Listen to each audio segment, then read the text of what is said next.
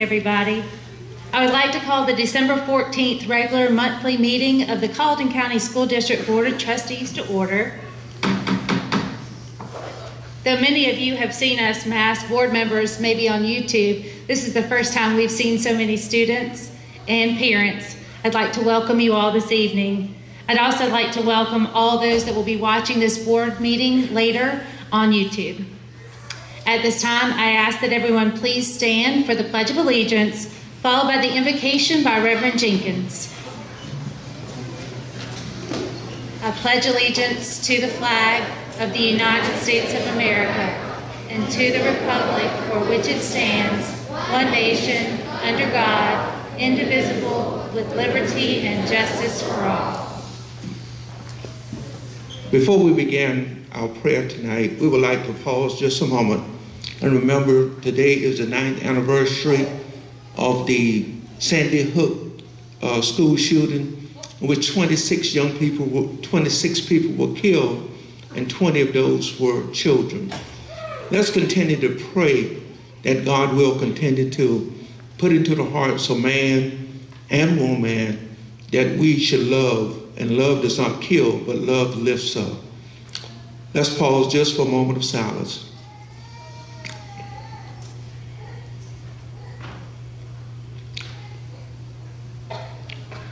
Let us pray.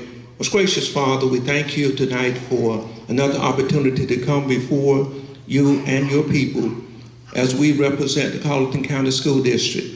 We ask that you bless every one of us individually and collectively. Give us the right mind, the right spirit to know that whatever we're doing it for the children. Help us, dear God, to bless the parents, the staff, certainly the administrators here, that we will continue to do what is best. We ask these blessings tonight. It is in Jesus' mighty name we pray. Amen.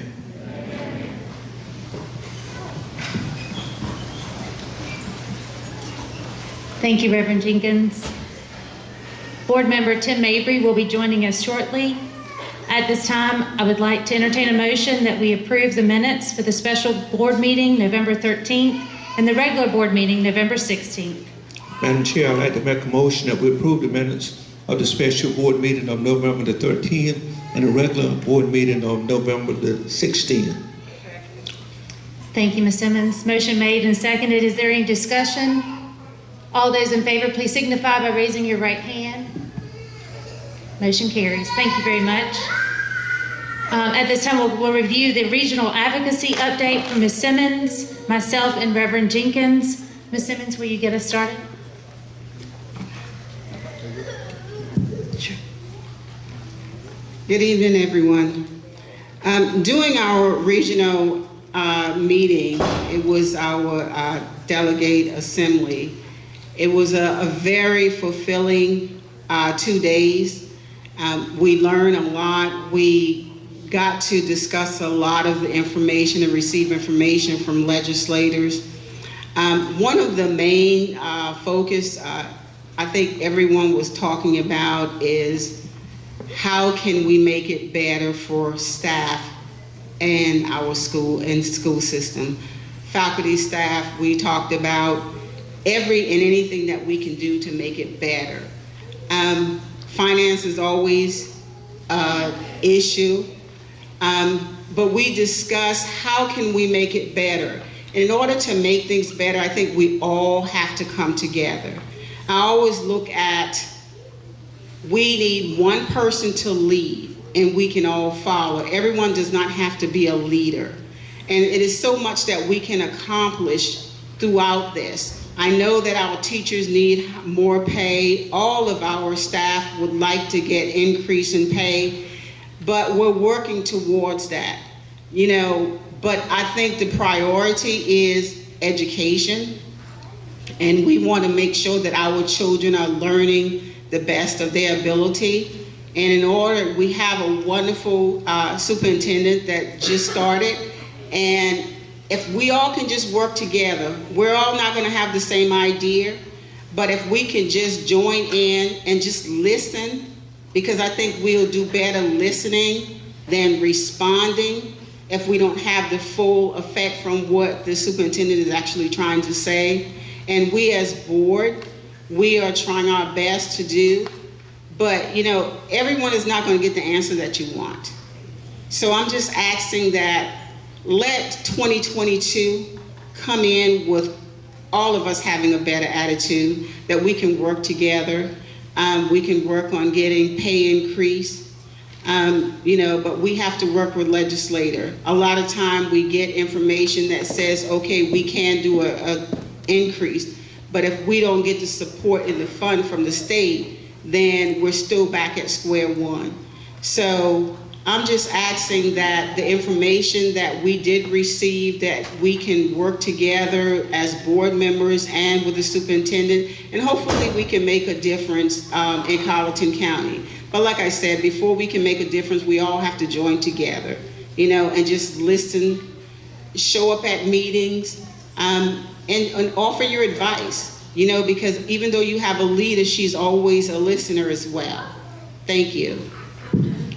Thank you, Ms. Simmons. Mr. Harry Jenkins, would you like to add to the Regional Advocacy Conference attended this past weekend? Well, the basic thing I would like to say is that I piggyback on everything that Ms. Simmons said, but it's important we know that money is always an issue. But I think when we look at our employees, it goes beyond just money. I think it's situations where we need time and certainty to plan and give them preparation time and all the other things that is needed. And I think 2022 is going to be quite an eventful year according to our legislative delegation. So what we're going to do is ask each of our school district employees, ask each of our parents and our students, as Sister Simmons said, let's work together because we're all working for the same cause, and that cause is for the betterment of our children. Thank you. Thank you, Mr. Jenkins. I also attended, and I said regional, it was the Legislative Advocacy Conference this past weekend, and one of the major topics that was talked about was South Carolina House Bill 3976, which has a lot of support currently on the House. It's the Educational Scholarship Account, and this is essentially a voucher bill. It's going to work to further enhance educational opportunity for all South Carolinians, but we have to be very careful about this, as the current base student cost is not covered by the state of South Carolina and has not been fully funded since the 2007-2008 school year. So in speaking with legislators, we'll make sure that we advocate that not come to fruition. Also, we heard from the South Carolina Education Association and the Palmetto Teachers Association about the things that they're advocating for in the legislation as well. That was very helpful. Moving on, we'll go on to staff and student recognition. Mr. Harry Jenkins. At this time, we're going to ask Dr. Valerie Cave to come forward, please.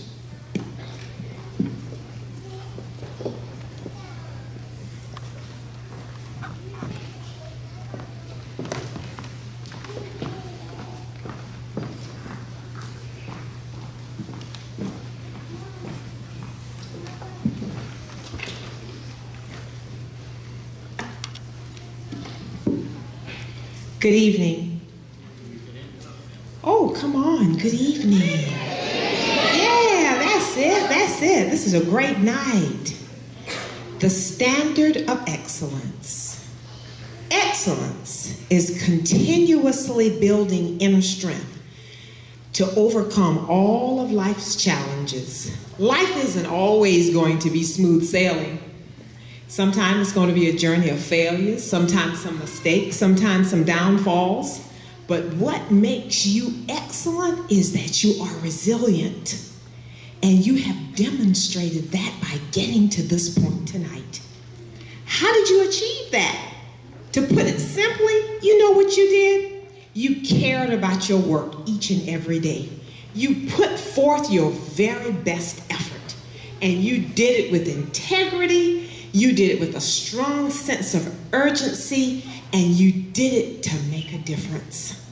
You demonstrated the skills and the ability that you could set yourself apart.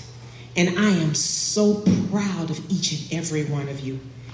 Excellence is truly an investment that gives a return long after this day.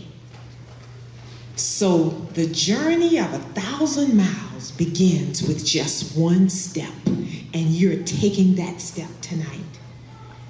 I want you to remember to continue to move forward boldly and to move forward with a lot of might and to create your world of excellence in everything that you do.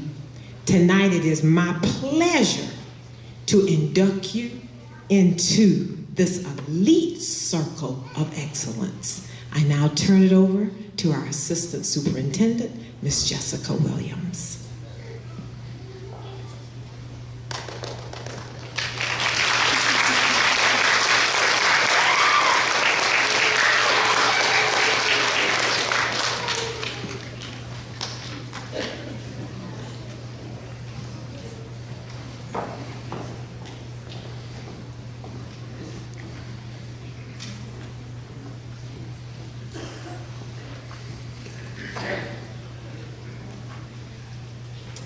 Good evening. I, too, am honored to stand before you tonight to highlight our students and teachers for exemplary academic performance. The state of South Carolina requires all students to take several assessments throughout their school career.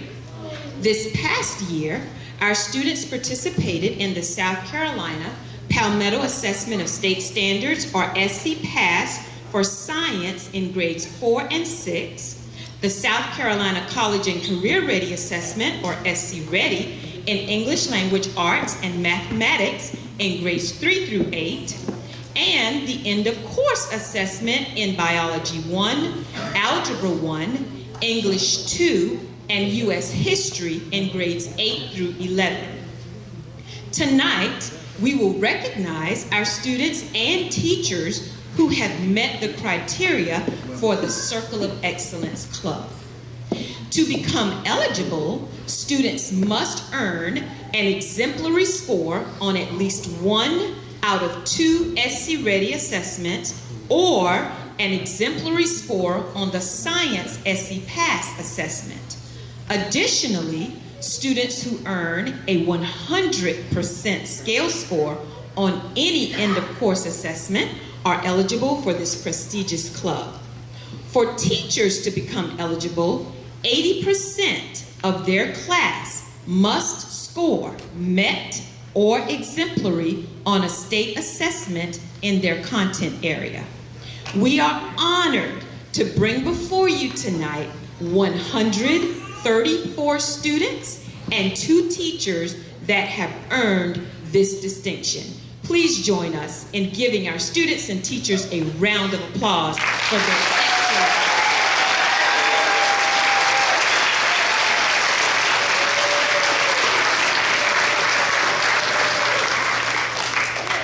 As Dr. Cave stated, the intent of this award ceremony is to reward those who have rewarded us in the classroom, both students and teachers who achieve on a level of excellence matched by the values of scholarship and who study with intensity, motivating themselves and others, and genuinely celebrating learning in all aspects of its fullest.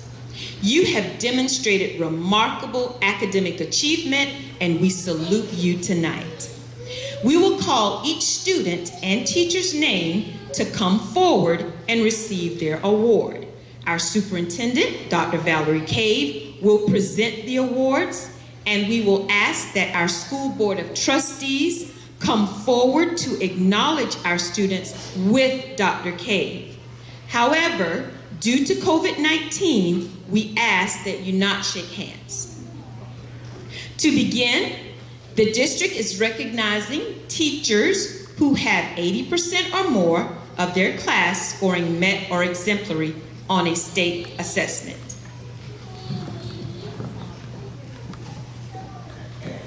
Okay. Some would like to fist bump, so that's okay if you want to fist bump. That will be fine.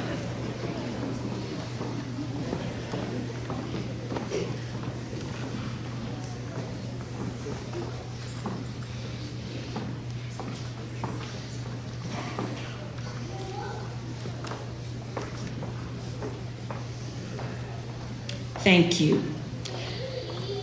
To begin, we will honor our teachers. Those teachers are Lydia Culler, English 2, Colleton County High School.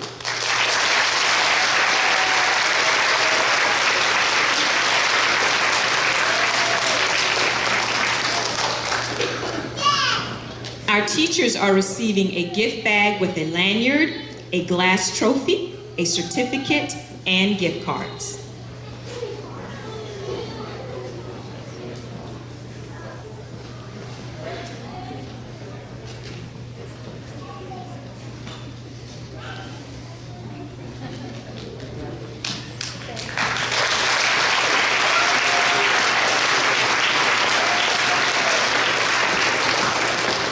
The next teacher we will recognize tonight is Miss Kimberly Morris, English 2, Colleton County High School.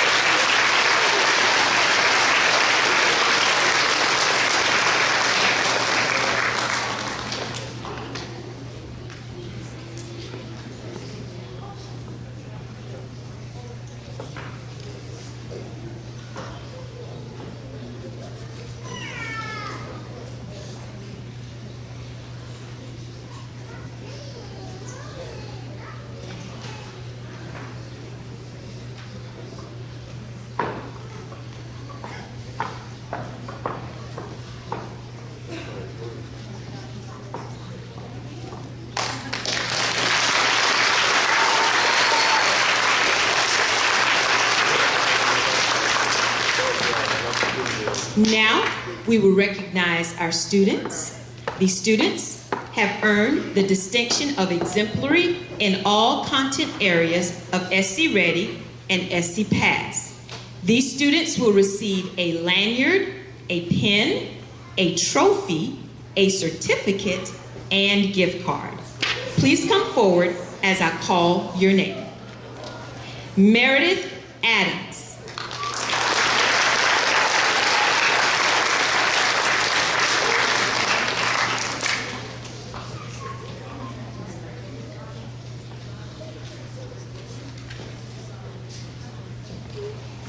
Isabel Edmondson.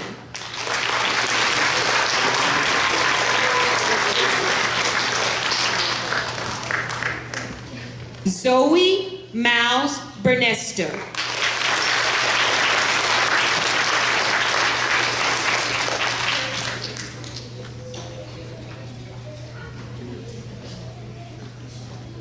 Kaylin Bowden.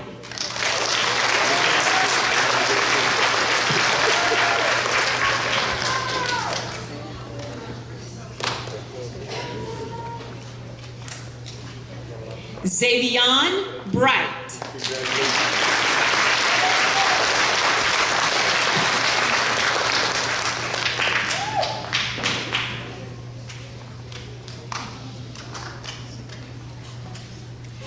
Marav DeWangan.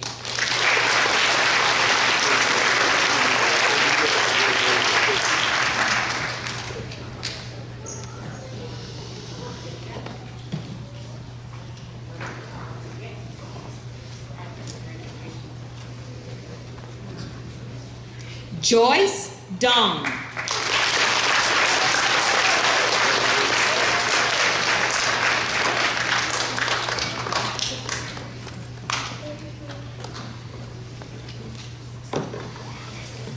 Emily Evans.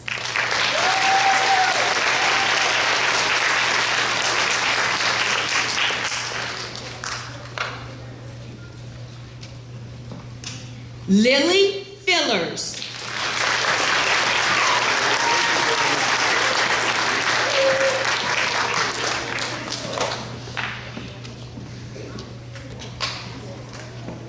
Jonah Garvin.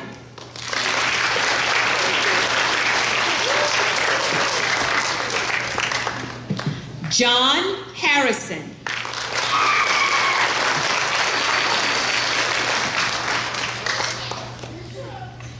Reese Hires.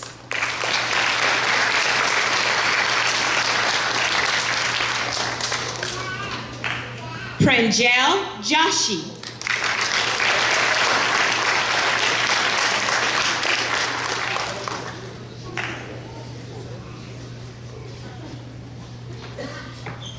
Akshiya Kumar.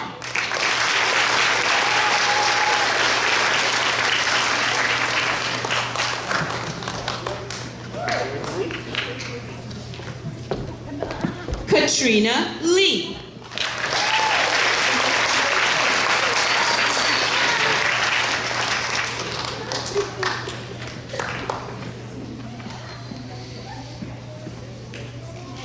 Addison Lundell.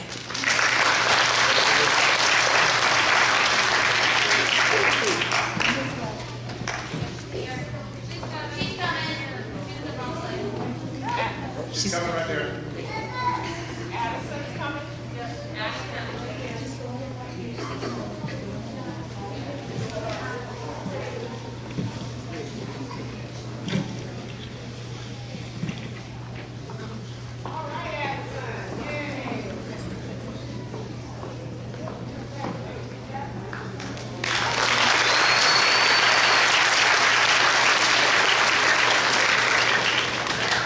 Layla Moore.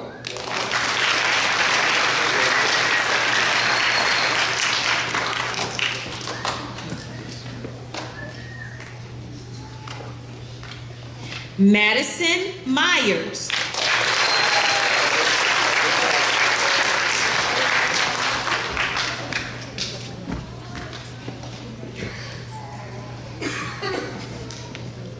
Dason Perdomo Molina.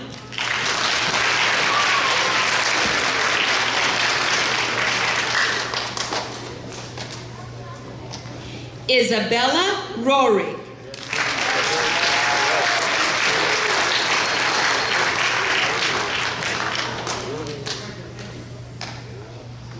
Colin Sipe.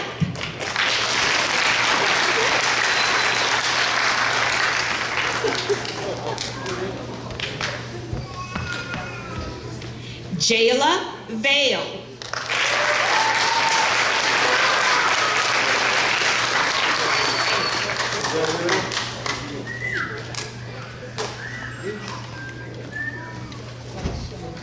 Jordan Wade.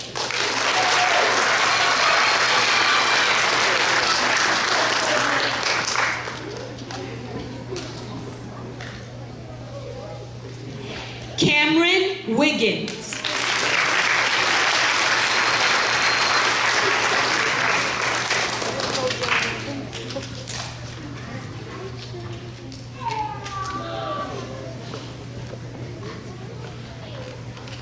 Samuel Whitkin.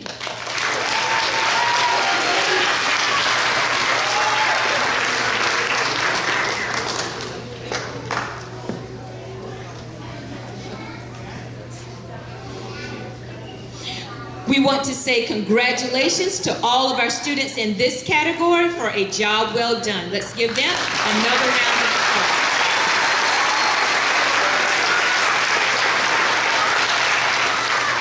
Next, we will recognize those students who have earned exemplary performance on 2 of their 3 state assessment tests. These students will receive a lanyard, a pen, a certificate, and gift card. Our first student, Anna Bailey.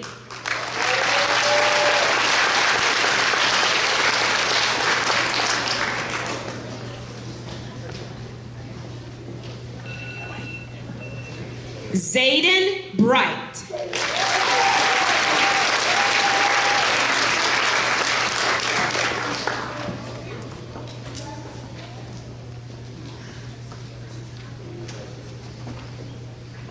Sarah Campbell.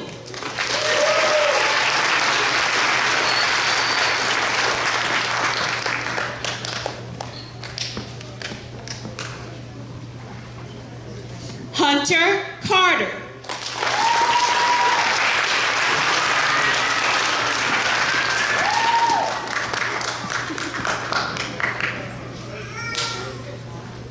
Walker Catterton.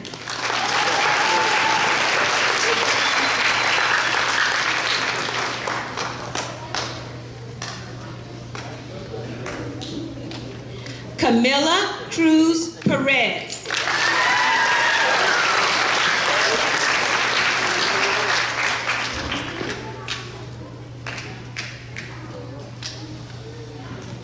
Billy Grant.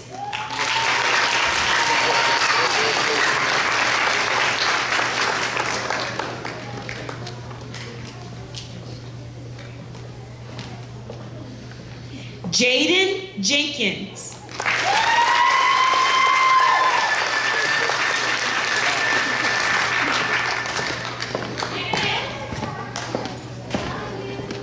Wesley Kronman.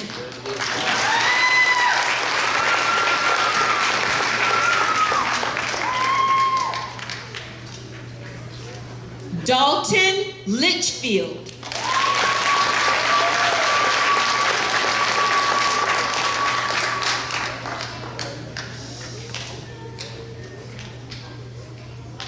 Liliana Nava.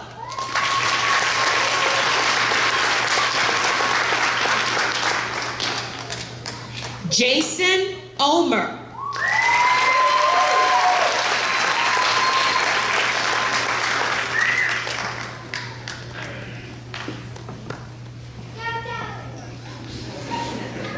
Owen Olimpo.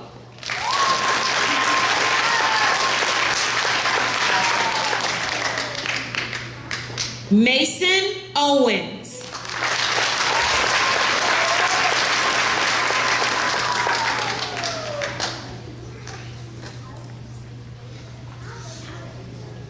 Colton Polly.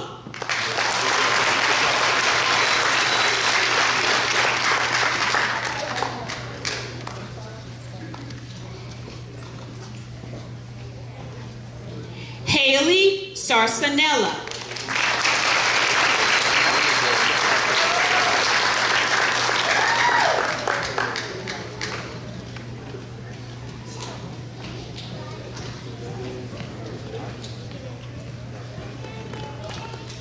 Connor Smiley.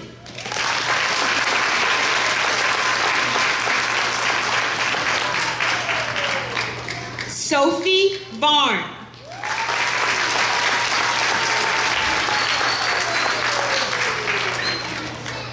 Miley Victory.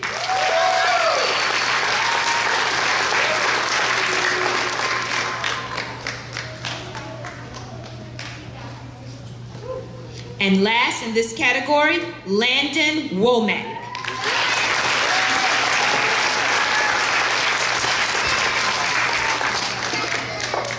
Again, congratulations, job well done. Let's give this section a round of applause.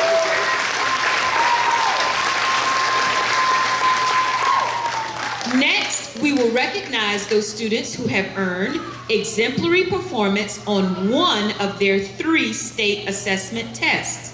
These students will receive a lanyard, a pen, a certificate, and gift card. Our first student, Jessica Adams.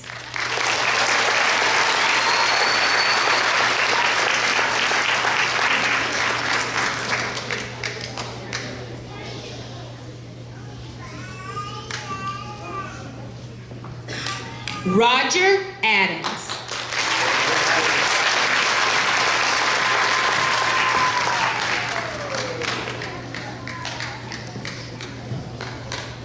Micah Edmondson. Okay, did that right. Mashani Edmondson.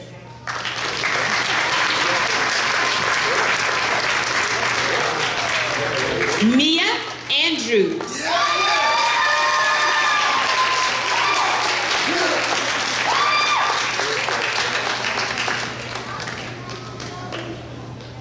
Color Avant.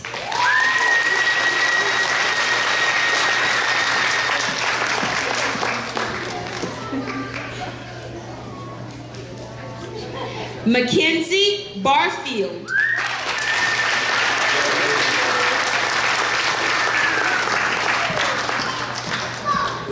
Tobin Bartell.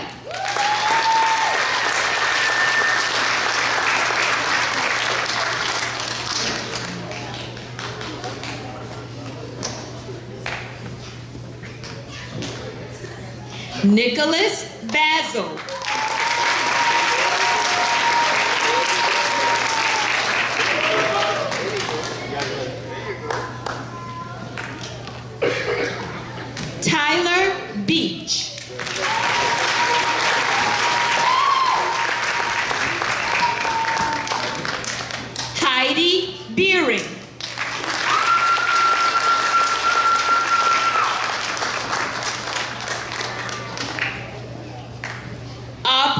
Balera.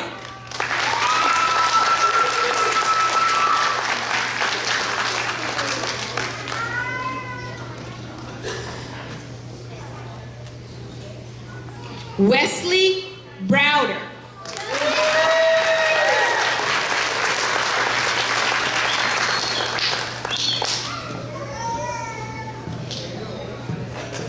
Jaron Brown.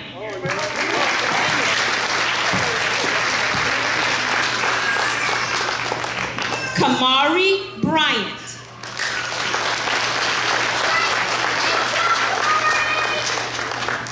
Alyssa Katz.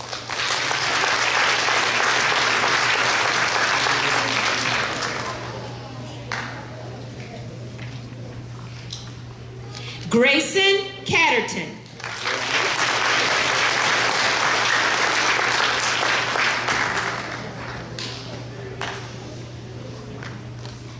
Jada Christian.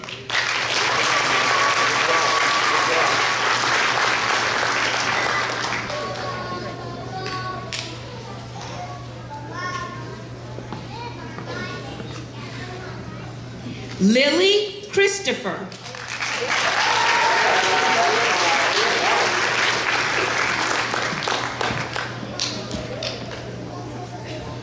Ava Marie Coffey.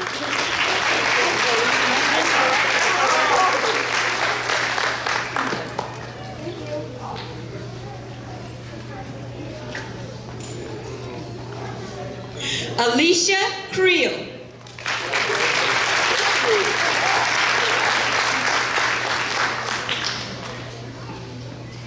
Darren Crosby.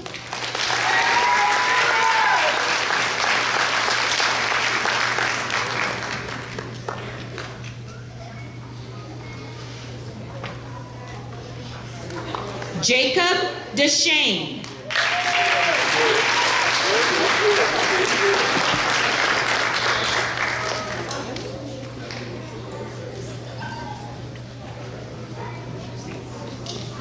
Isabella Durr.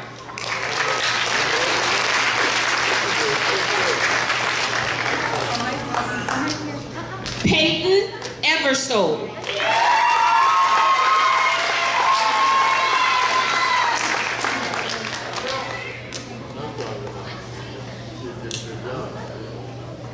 Natalie French.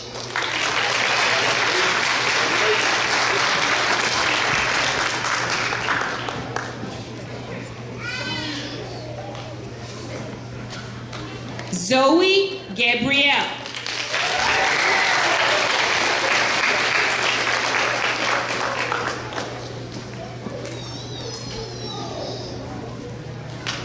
Cadence Garvin.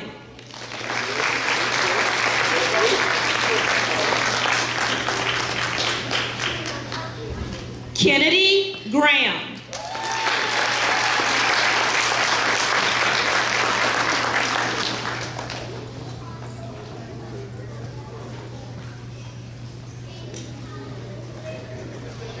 Katie Hall.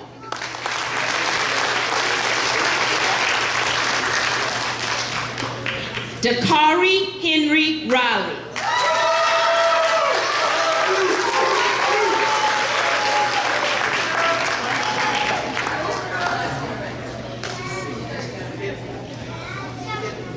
Jaden Hires.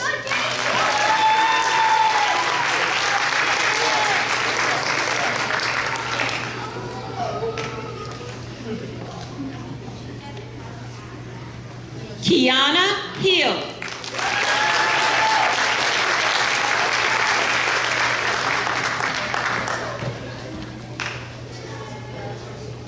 Nora Holmes.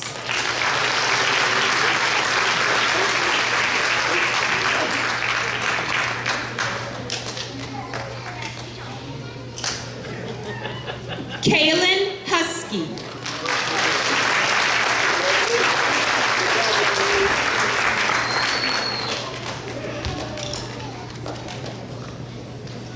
Andre James.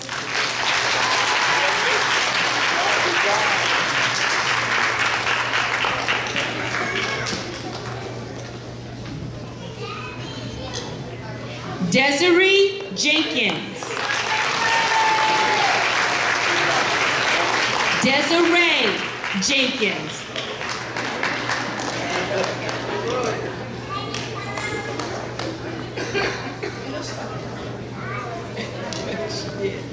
LaShambre Johnson.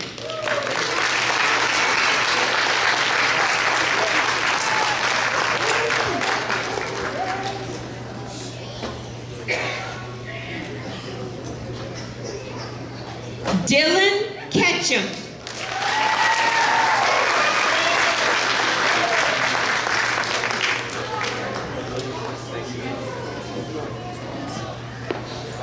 Caden Kiner.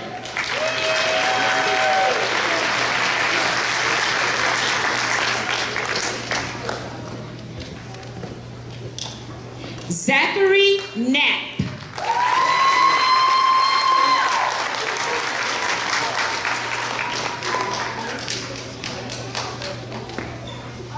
Samir Lee.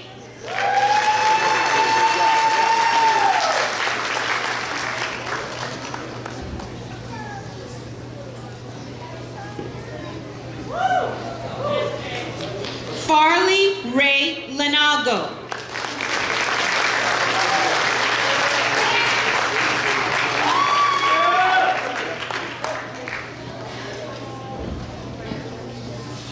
Isabella Lundell.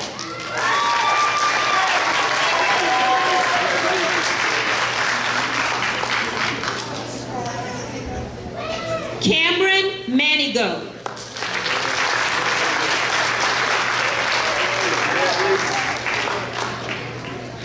Emma Marin.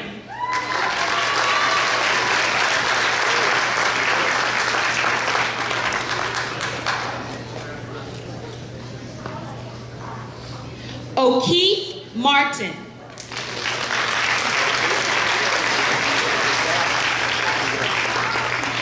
Pamela McElhaney.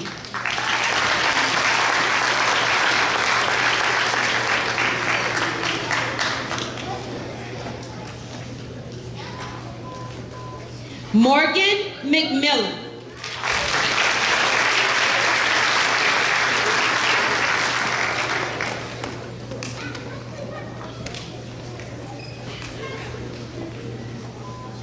Jonathan Medina.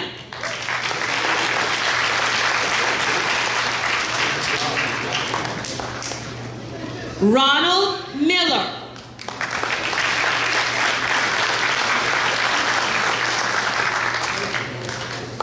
Samuel Montague.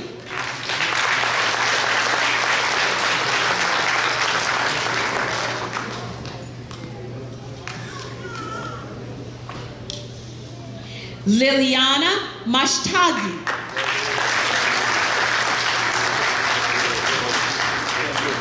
Ryan Murray.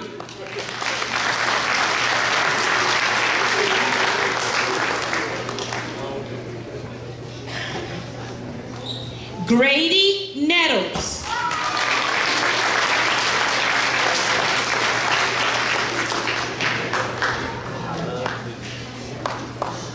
Colin Newman.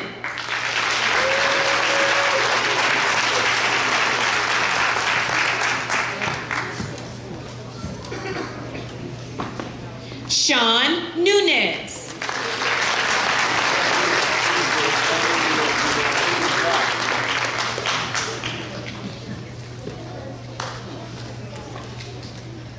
Brantley Paget.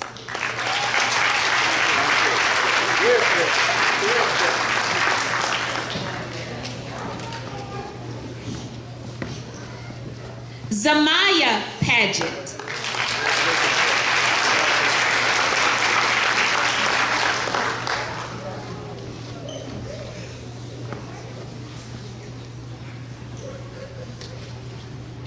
Sydney Pedigo.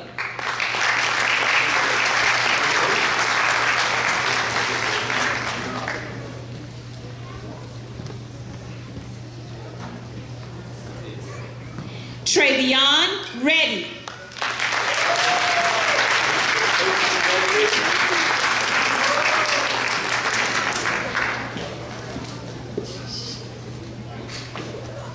Madison Richburg.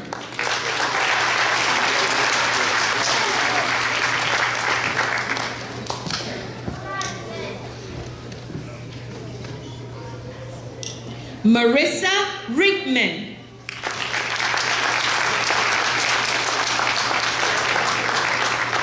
Josephine Roberts.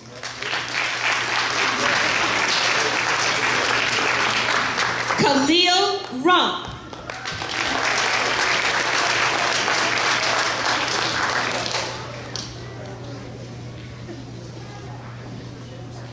Kimberly Rutland.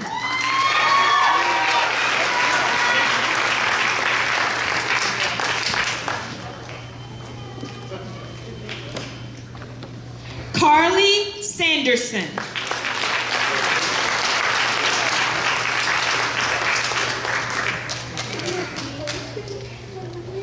Ayana Cheryl.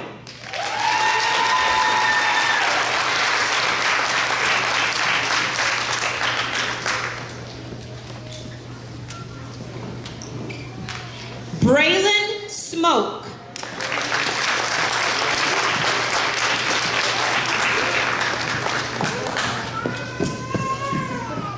Connor Smoke.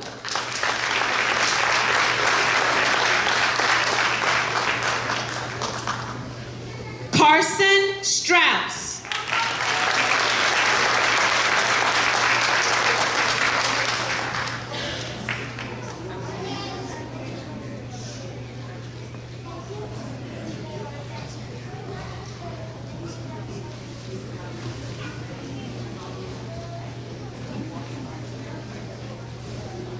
Alexis Sutton.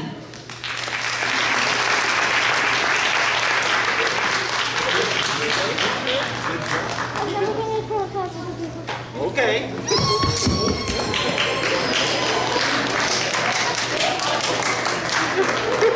Annabelle Temple.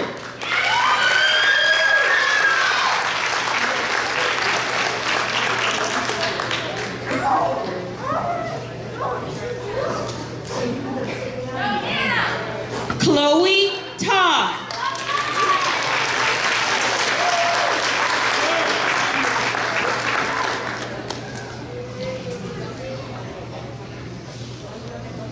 Sophia Todd.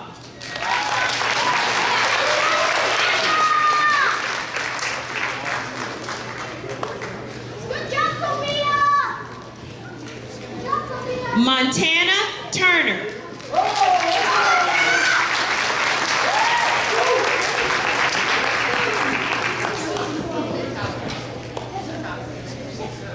William Varnado.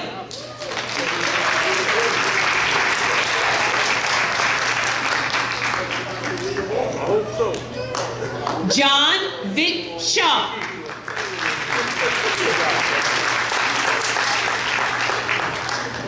Dakota Wade.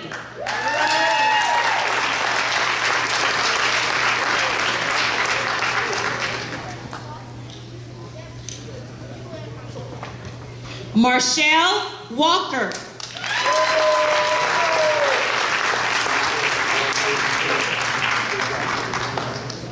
Markel Walker.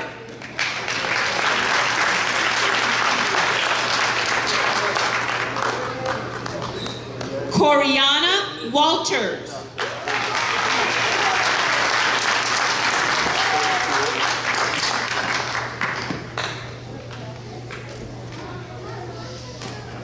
Cian Warren.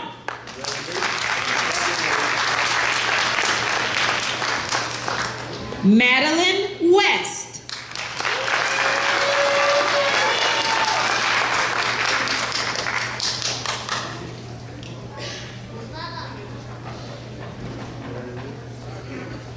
Ethan Withers.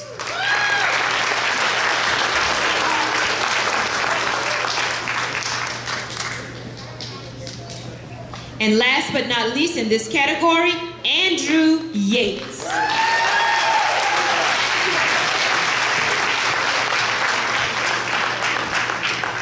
Congratulations, job well done. Please give this group of students a round of applause.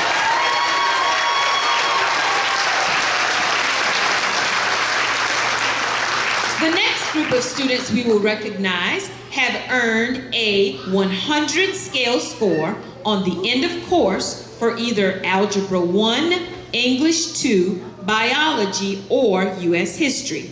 These students will receive a lanyard, a pen, a trophy, a certificate, and gift card.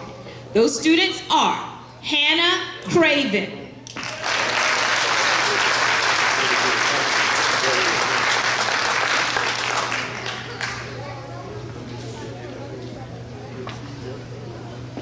Tyshawn Hunley,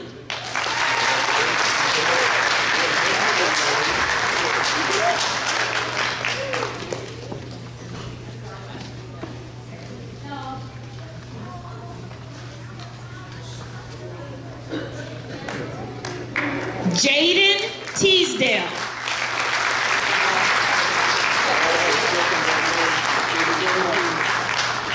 and last in this category, Haley Wright.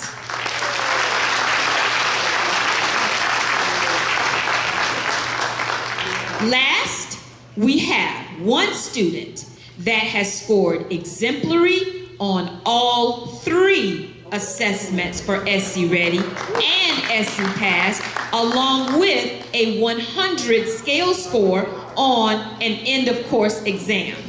This student will receive a lanyard, a pen, 2 trophies, a certificate, and gift card. Let's congratulate Nikki Aguina.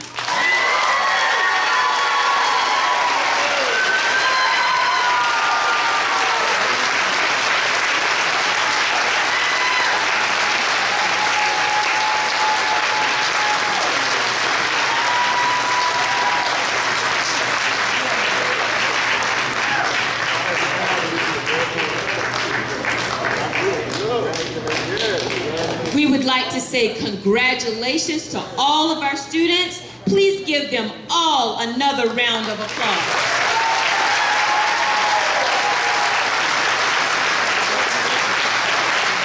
Parents, we want to thank you for supporting your children in their academic journey. Again, students and teachers, we salute you for a job well done. You have set the bar of excellence in academic achievement, and we encourage you to continue to reach for the stars. Thank you.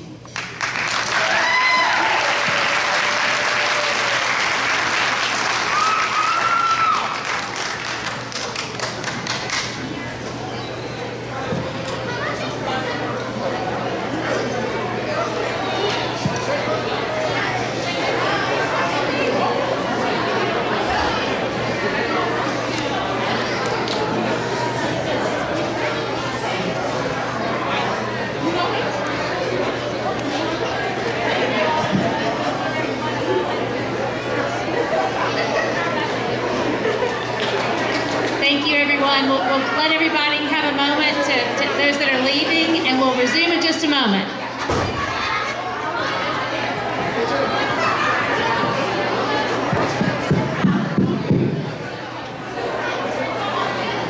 Madam Chair, we'd like to say to all of the participants, job well done on the Circle of Excellence.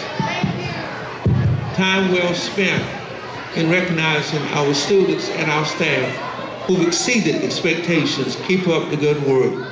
Madam Chair, that ends my report. Thank you, Reverend Jenkins.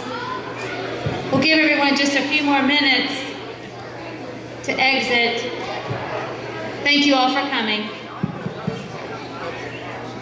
Do we have any public comment at this time? Public input?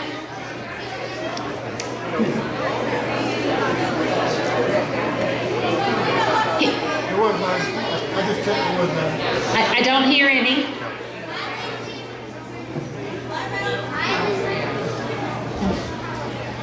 Moving on to old business, we have none. Next on the agenda is new business. Overnight field trip request, Dr. Valerie Cave.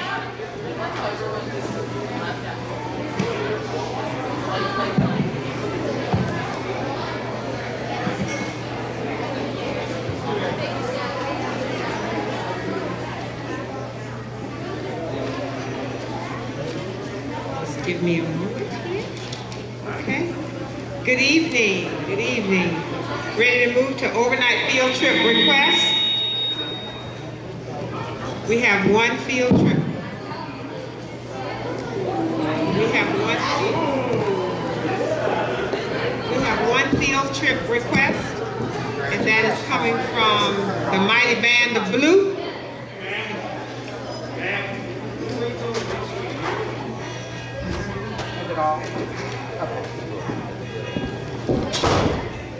We'll give it a few moments. Thank you.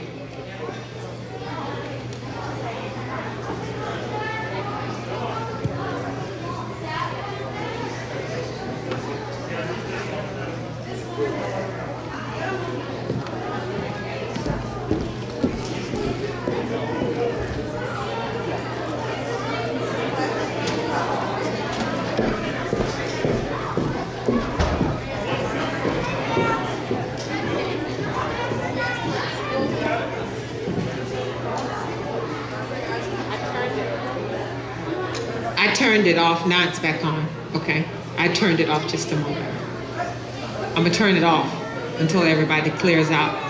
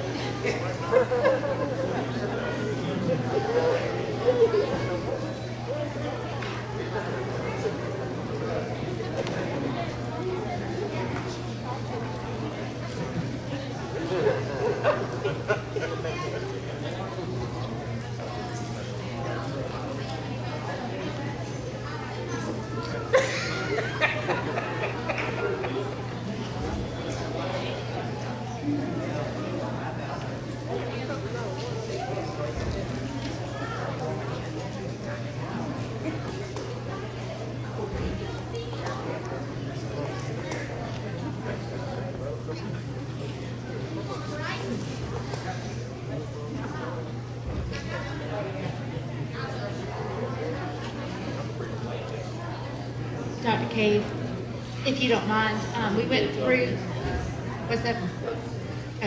We went through, well, I am, but we went into public input and old business and moved on to new business. But before, I need to, if I may, go back to public input with a statement.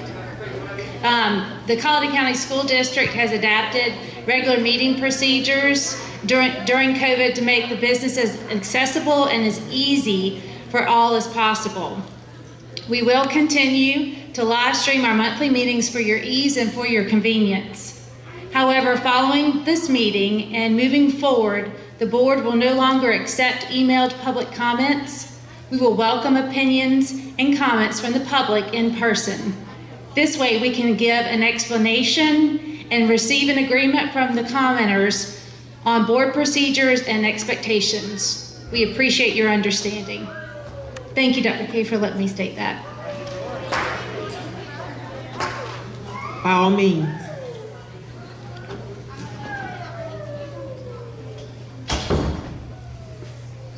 Okay, we're ready to move on to new business. Want me to keep going now? Yes, please. All right. We have one overnight field trip request coming from the Band of Blue.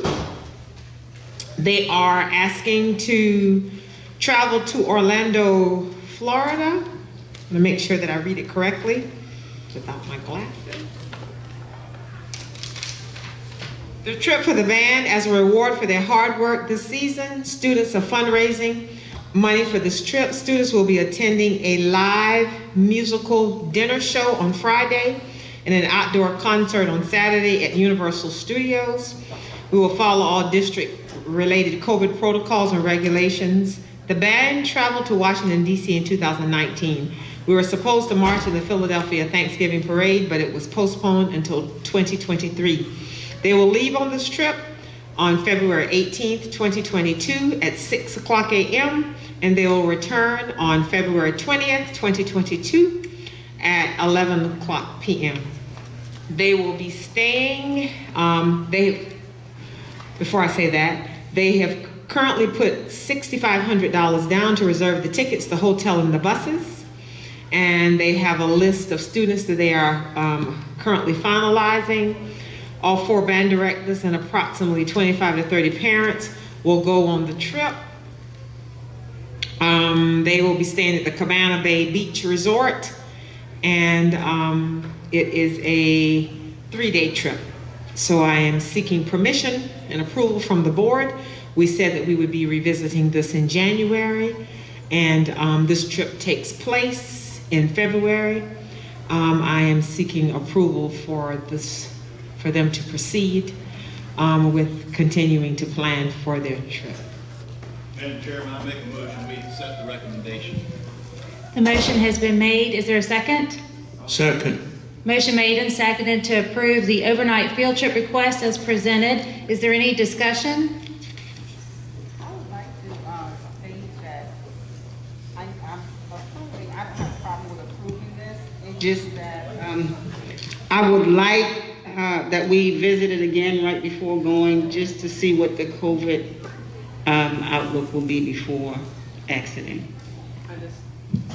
Understood. I bring those numbers to you on a monthly basis, and I will be glad to provide that information. Great idea. Thank you. Oh, sure. If they're putting a down payment on it, is it refundable if something happened and they can't go?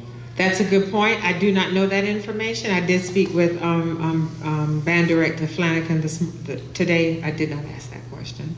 Cancellation here, there is a non-refundable service administration fee. They hold your first deposit, so no, it's not refundable.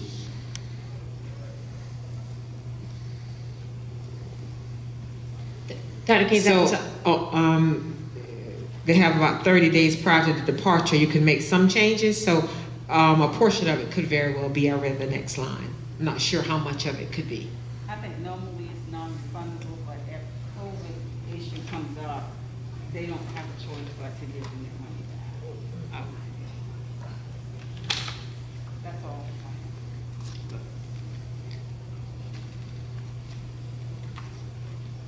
Can we make a vote pending for approval now and it be revisited? How would that, because it could change. I want to make sure that Madam Chair, if there's no other comment, I'd like to call for the vote.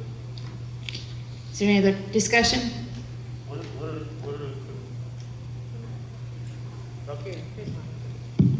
I don't know, what are the specific concerns?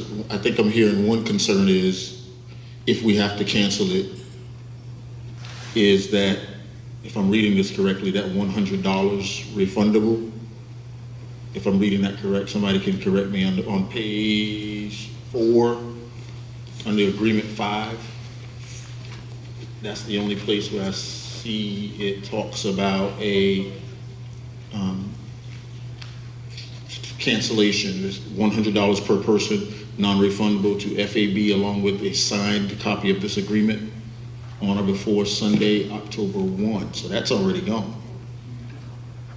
I don't think it says anything in here about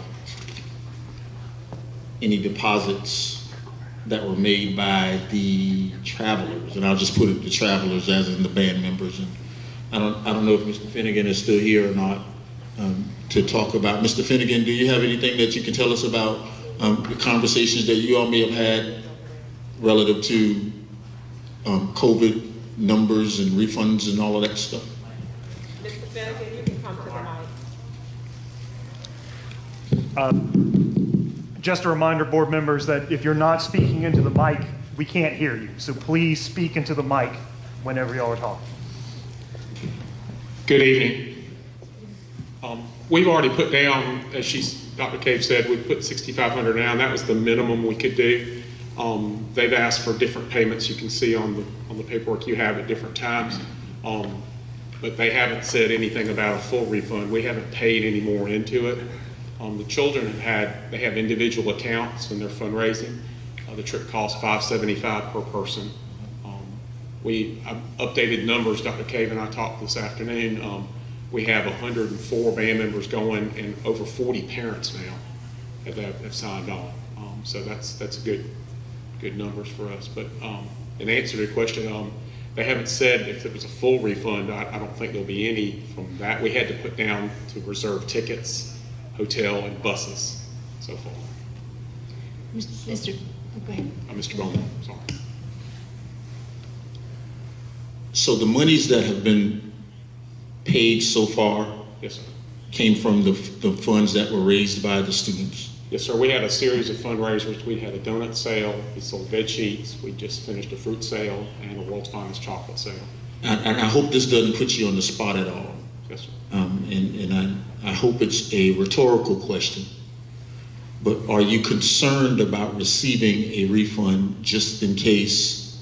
And I'm talking about you as the band director, because even though these monies came from fundraisers, obviously everybody can do something with monies. Are you concerned any at all about receiving a refund if something was to go awry with this trip? Yes, sir. I mean, I'm concerned, but I haven't really discussed that with Forward and Beyond, who's the tour company, about refunds. I'm not sure what the hotel policy is or the bus company. We're using Academy buses. The hotel is actually part of Universal Studios, so the tickets in the hotel are connected. The Cabana Bay, I know sounds really elaborate, but it's actually one of the hotels on the property, and that way the students don't have to travel that much. Most of the trip is outside. You know, they're outside in the theme park, so it's, but no, sir, I am concerned about that money from the Booster Club standpoint. You know, we've put a down payment down. They don't want to lose that money. Sorry. Do you think it would be wise for us, and this will be my last question, I think it helps us. Do you think it would be wise for us to allow you to find out about, you know, the possibility of refunds before we approve this, or? I mean, I can look into it. I certainly would like to have the approval. The kids are certainly working hard towards it, and certainly deserve the honor of the trip. And you know, we're getting a chance to do some musical things and musical concerts and theater. I certainly don't want to, you know, but at the same time, we want to be safe with our kids too. I get very protective of the kids. Right. I told them today I'm like their dad when we go on trips like this, so I'm certainly, you know, very concerned about it. Okay. All right. Mr. Finnegan. Yes, sir. Is the parents concerned any about it? Are they okay with it? They seem fine. We had a Booster Club meeting last night, and we had over 40 parents. Most of the parents that are going did not express a concern about that at all. You know, they're just excited about doing this and willing to get in there. I have really hard-working parents that are willing to do for their kids. So, no, sir, they haven't said any concerns about that. Thank you. Mr. Finnegan, I have a question about the per-student cost that they are fundraising, and it goes into their individual account used for the expenses of the trip. We've had other overnight field trips where fundraising took place. The trip did not because of COVID, and then parents wanted their individual funds back because their child had raised that amount towards a trip. How do you plan to handle that or is there anything that you've done differently than other trips if there is a cancellation and that individual funds, does it go back to the band or does it go back to the individual? Well, actually this year, their fundraising accounts were from the Philadelphia trip because of COVID. So a lot of the students had already fundraised for that Philadelphia trip, and then they only had to do a little bit to add on to this trip because this trip wasn't near as costly as what Philadelphia would have been.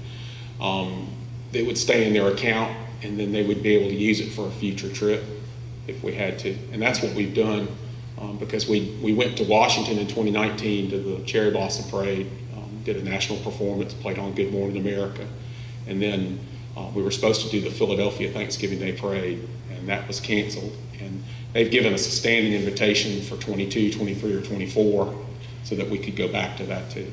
So we're going to look at that in the future. So just to clarify, the funds are raised for the band and Yes, to be ma'am. used for a future trip if for some reason it did have to be canceled. Right. Thank you. Madam And Chairman, that's been our standard operating procedure for years. Happy to hear that. Thank you. we keep using the word cancel. I think that the request is for the permission to go through with the trip. And that's the purpose of the motion that's been put forward, is to approve or disapprove. If there is a cancellation, I would assume, and of course we know what assuming does with everything, that if for whatever reason the facility that's hosting the band, if they cancel it for some reason, I'm pretty sure there's some way to turn around and get some sort of refund. I would also venture to say on my own that Mr. Finnegan would state, if this for some reason we've given this deposit, and I say we as a former band parent, that in some way who's going to recoup them if we decide not to approve this trip?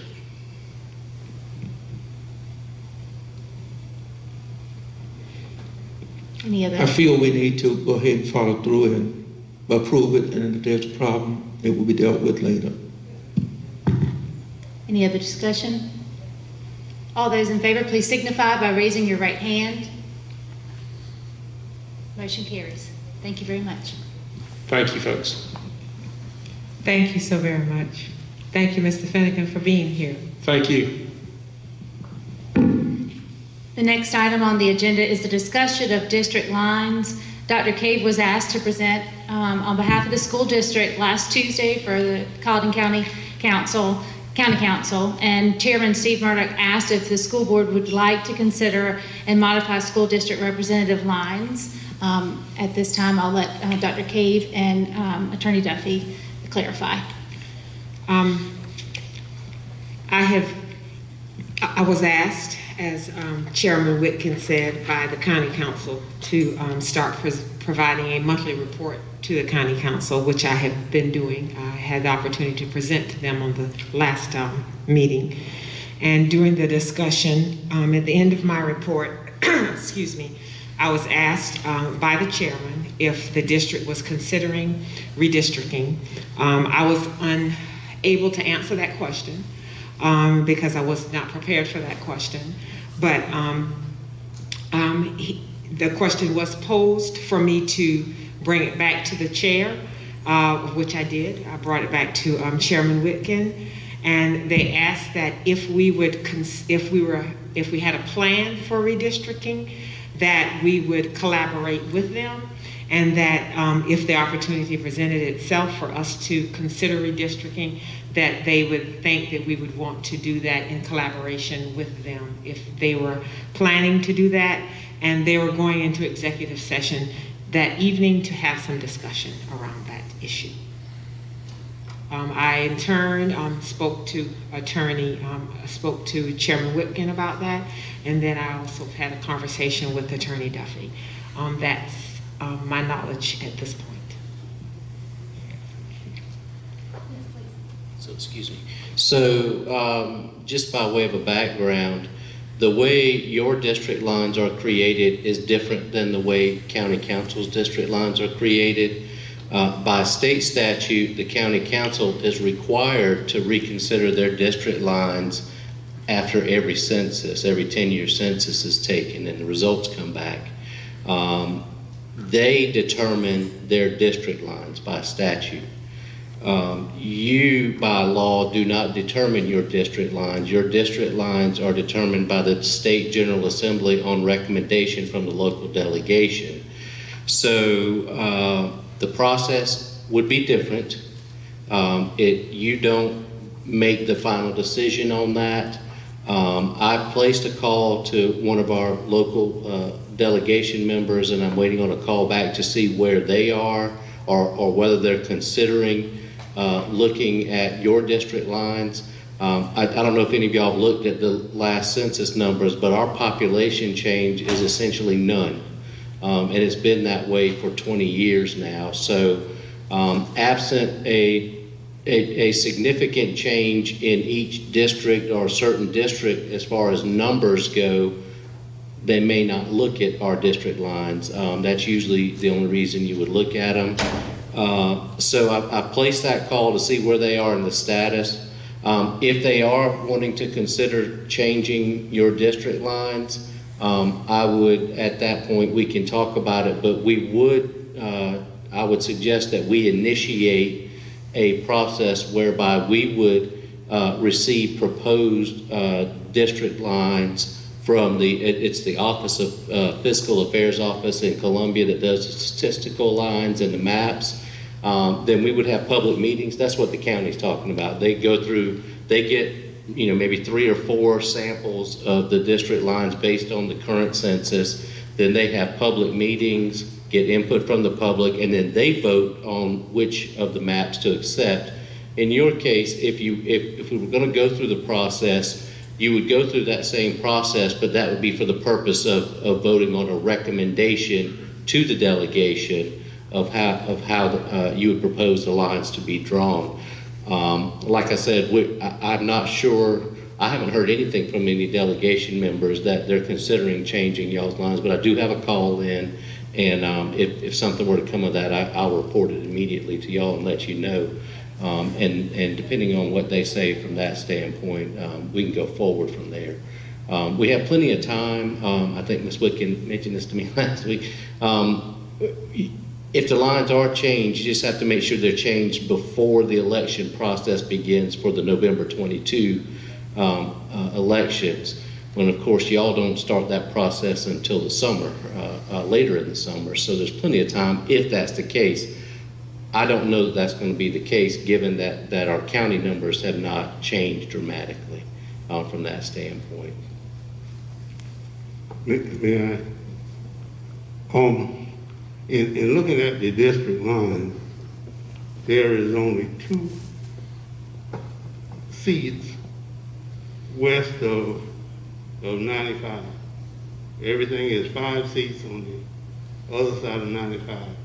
So to say we need to change lines to get better representation is one thing, but if we're going to do it right, all families going to be involved in this. That's my problem with it.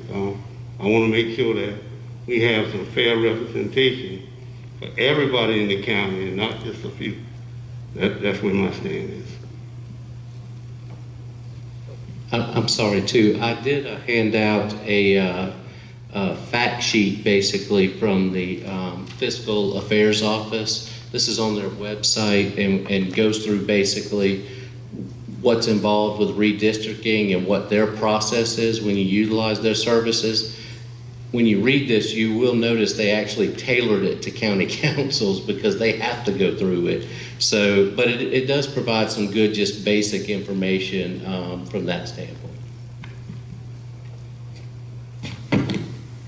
Any other comments or discussion items at this point? Hearing none, we'll just wait to hear Mr. Duffy, when you hear back from our representative and on next steps. And I don't mind calling the chairman to let him know that we discussed that. If anyone has anything specific they need clarified or addressed, let us know. The discussion of proposed calendar for 2022-23 school year, Dr. Cave. I will not be, excuse me. Thank you, Mrs. Gruber. I am offering our proposed calendar for 2022-23.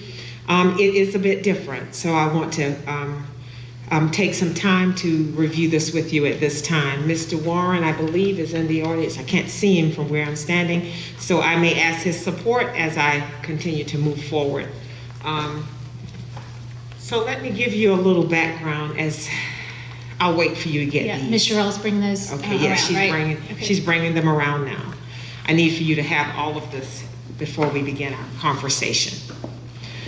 So while she's bringing this around, you are going to have 3 calendars. You'll have our traditional calendar, and you'll have 2 modified calendars. You'll have modified 1, you'll have modified 2, and then you'll have our traditional calendar.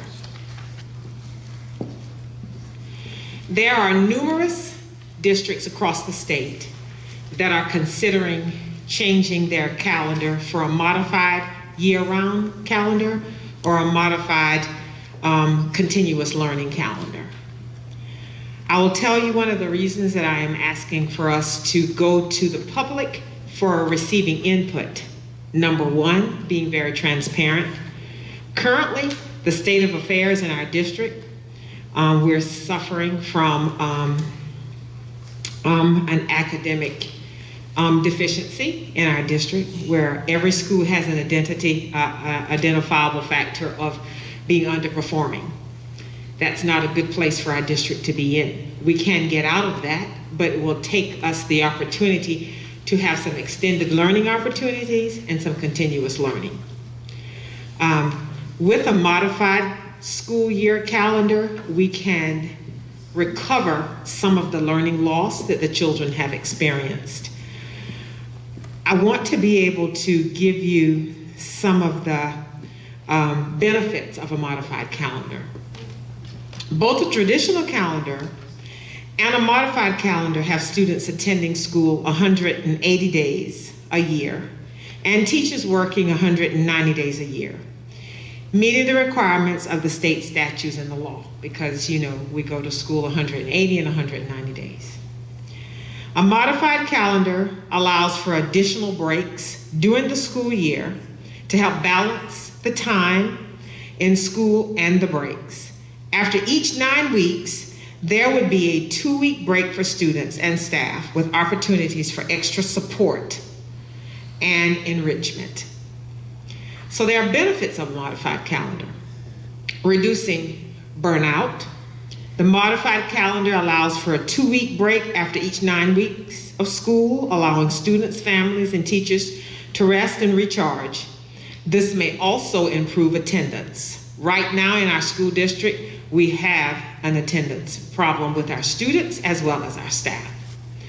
This could be alleviated because they would come for 9 weeks. You would get a break in the middle for 2 weeks. And at Christmas time, and with some of the calendar, you would get a break for 3 weeks. Mr. Warren, are you there? Okay? All right. The modified calendar will shorten the summer break, which is a time that students traditionally have a summer slide. So summer slide is where achievement gaps normally occur. You usually have an increase in academic decrease, an increase in academic deficiency during the summertime. So in order to recap some of those skills and some of the SLEL health during that time, the continuous learning calendar would alleviate some of those. You'll have extra time to offer additional support because you have the 2 weeks time for intervention as well as for enrichment. It provides more structure, it provides consistency, and it allows for a more positive learning environment, and it allows for the enrichment opportunities. It allows for our students to be able to take vacations with their families, which you would not normally get to do during the course of the year. I'll give you some personal benefits. I taught on a year-round calendar because Beaufort was one of the very first districts in the state of South Carolina that went on a year-round calendar. I taught on that calendar for a number of years, and my children went to school on that calendar for a number of years. So it is a calendar that I'm accustomed to. But there are several districts across the state. Mr. Warren, could you help me out with some of the districts that are considering it? We have Aiken. Yes, Aiken and Greenwood is doing it this year. And there's 3 other districts that are still Kershaw. considering. Yes. And Horry County was looking as well. Yes. There are several others that have it out for public input. So at our superintendent's meeting, there are several who are considering going to a modified calendar. I'll tell you one of the reasons that I am considering it and I want to go out for public input for it is because of the fact that it would allow us the opportunity to be able to have some extended learning opportunities for the children. And right now, the proviso tells us that we cannot begin school until after the 3rd Monday in August. Well, the State Department is allowing this modified year calendar to allow us to start school at an earlier time. They will approve a modified year-round calendar to address the academic learning loss that we have suffered for 2 years of COVID.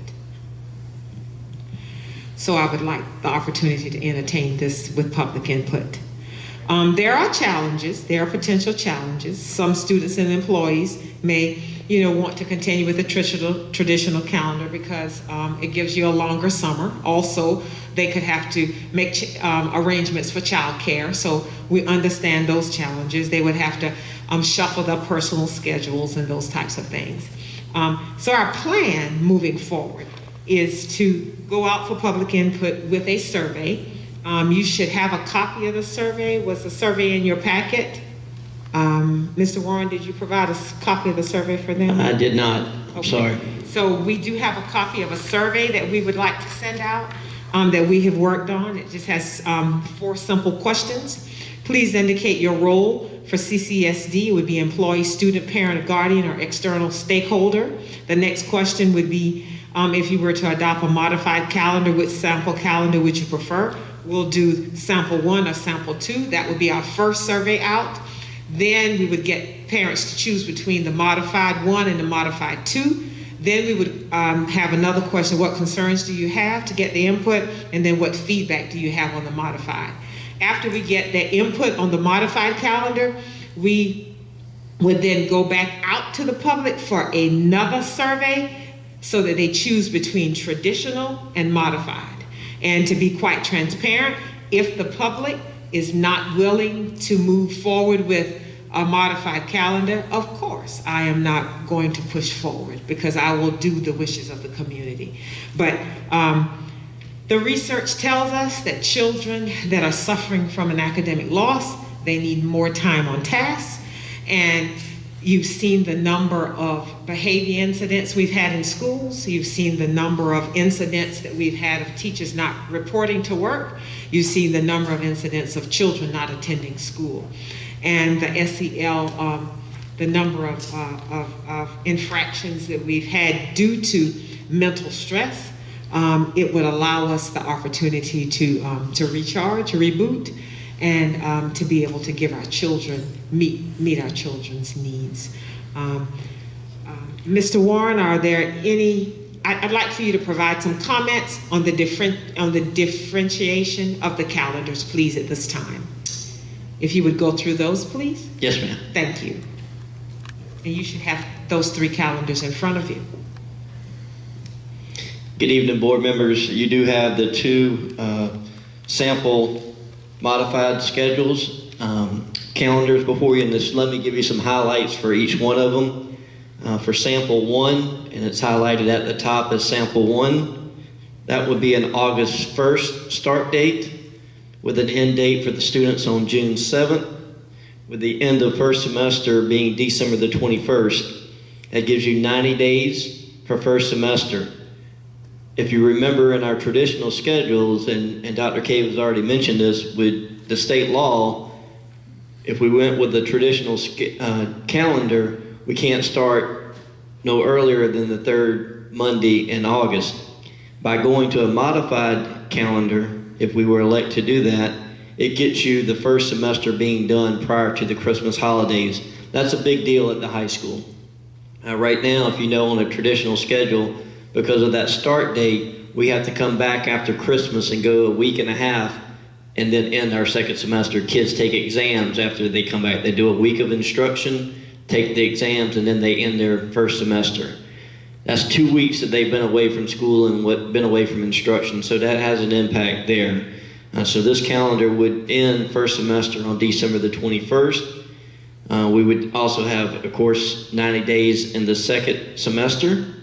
Then we would consider a fall break, as Dr. Cave said, at the end of the 9 weeks, October the 4th through the 13th, where students could get remediation if they needed it during that time. If not, they would be off during that time break. This calendar for sample 1 has a December 22nd through January 6th winter break. And then you have what I would consider a spring break at the end of the third 9 weeks from March the 20th through the 31st. But if you look at the Easter break, where we traditionally have our spring break, we still allowed for Good Friday and the Monday after Easter off in April, because that's what parents are used to. So we didn't want to take those holidays or that travel time away from those families. So we have the 2 weeks at the end of the third 9 weeks in March, but you turn around and see 2 days in April, and those are surrounding Good Friday and that Monday after Easter. One thing that Dr. Cave and the leadership team has made a decision to do, if you see on this calendar and all the calendars that we'll present going forward, I believe, is makeup days. Unfortunately, the state requires that we have to have 3 weather makeup days in any calendar that we approve. Traditionally, in the past, we did our weather makeup days on a day that was not a teacher work day. But that added another day to your calendar. What we're going to do now is choose, if you see where we've got these weather makeup days, work day, teacher work days. So if we have to have that day, the kids come in, the teachers are already there.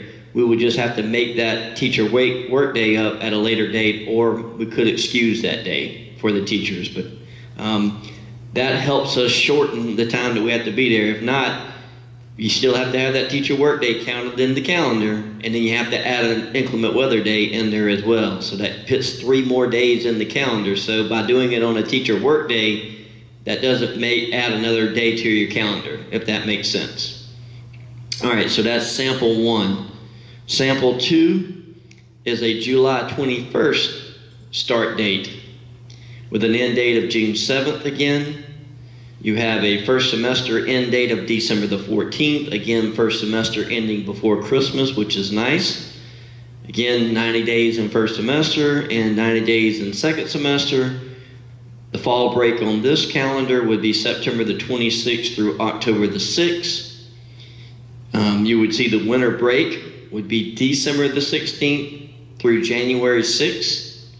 Spring break being March 20th through 31st. Again, the April Easter date, you would have Good Friday and that Monday again as holidays. And then your weather makeup days for that calendar, December the 15th, January 9th, and March 16th.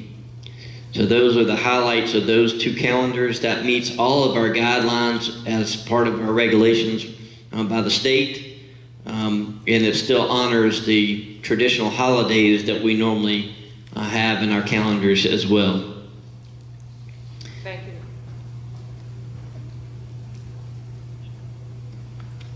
Thank you, Mr. Warren. What I'd like to do is to seek permission to go out input with launching a survey beginning tomorrow. That survey would stay active until January 14th. The 14th, January 14th. Sunday before Martin Luther King holiday. We would send periodic reminders, correct, Mr. Gruber? Mm-hmm. We'll send periodic reminders out so that families will be reminded to complete the survey. I would present the data from the survey to you at the next board meeting with the charts and graphs and all of that good stuff, so that you could see the public input. Any questions for Dr. Cave? I don't know if this would go to Dr. Cave or Cliff. I guess between you, both of you all, we could have a little better understanding of what I'm about to ask. Tell me how using a modified calendar, and I'll just call it that since that's what's presented in front of us. Essentially, it's 9 weeks, 2.5 weeks off, 9 weeks, 2.5, something like that. Tell me how we're going to use the modified timing in this calendar to specifically address learning loss or the learning loss of students. Excellent question. So during the 2-week time, which is called intersession, students at the end of that 9-week period who have failing grades, who have not met standard, because I don't like the word failing, but who have not met standard proficiency, those students would be required to come in we haven't decided whether we're going to do 3 days, 4 days, or 5 days, but it would be up to a week's time where they would have intense intervention to recover that credit and have the opportunity to make up those credits. We would also offer enrichment opportunities for a week as well for those families of gifted and talented students who would like to be able to come in for enrichment opportunities, those students who are meeting the standard as well. We would do that for 1 week. So just to be clear, those students that have not met standard, they're going to be required to come in, or is that going to be an option for those students to come in? And one more, just another Yes, sir. little hook for that question. And if they are required to come in, how are we able to make that requirement for the students to come in? They'll be required to come in because they'll be retained at the end of the year if they do not meet proficiency. We're giving the opportunity to recap your credit and to make up your deficiency. If you do not make up your deficiency and come in, you'll carry those failing grades into the next period with no opportunity for recovery. You'll keep carrying those failing grades into the next period with no opportunity for recovery. And at the end of the mark, if you still have failing grades, you'll be retained at the end of the year. Okay, I guess I'm gonna be that parent that don't like this. You know, I'm that parent that is accustomed to that traditional calendar.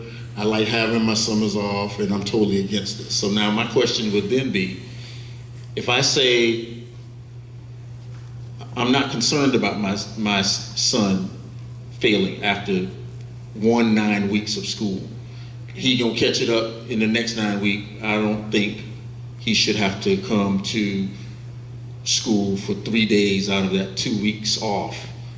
Is that an option for me as a parent? Or again, is there a State Department reg that is allowing us to mandate that student to come? There will be no State Department reg that will So mandate. if I'm that parent, then So it will be an option, because I can't mandate that they can come.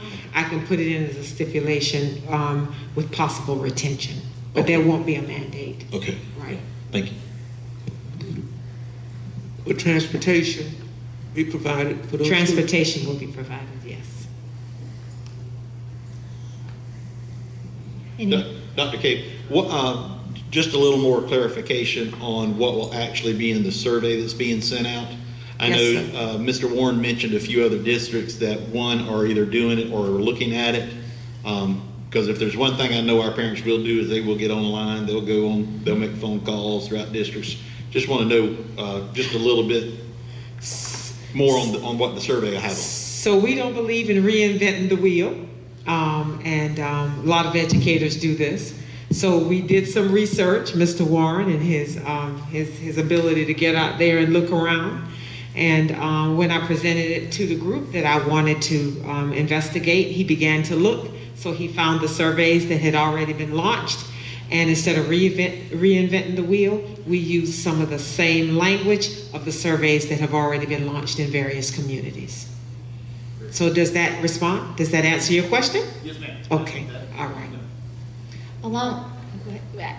If I may, along those lines of the survey, is there, will we be asking about childcare needs for those breaks between? I think that will be a major issue for parents in their determination of which model they prefer, is knowing if the district will provide childcare in the gaps that are primarily in the fall and the spring. Well, you may answer. We had that conversation. Yeah, I think we're going to see what the survey, we've got the questions on the survey, and if that's something that comes out with the feedback from these two of the modified, when we go to the traditional versus the modified, then we can make some determinations as a group. If that's a need and we see that as a concern from parents, we can have a plan of action that we can present along with that survey. At what percentage will we agree with the modified? We covered every question. We knew that one was coming. We tried to pick which person was going to ask it.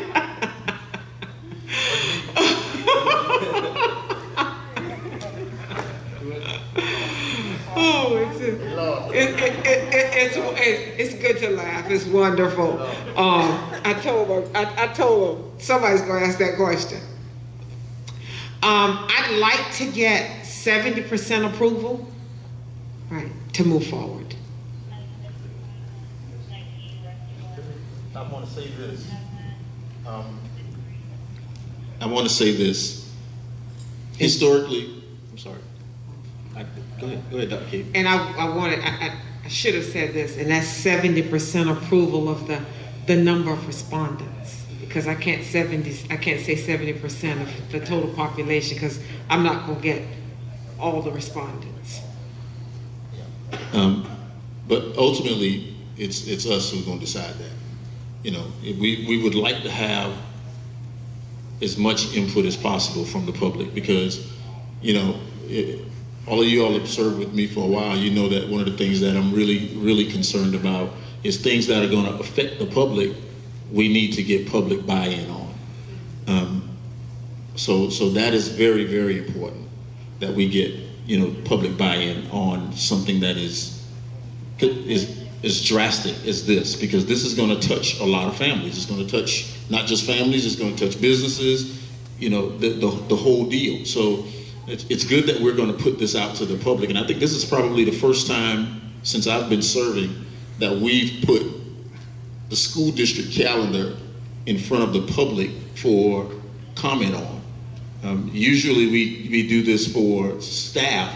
Cliff, you shaking your head. We always the last 3 years we put it out. We put two traditional calendars out for feedback on. Oh, good. I stand corrected. Specifically, we had the Thanksgiving and Christmas, that Thanksgiving week that we gave them off. That time we asked for input. Just minor differences in the two traditional calendars, but we did give them an option to give us feedback on both. Yeah.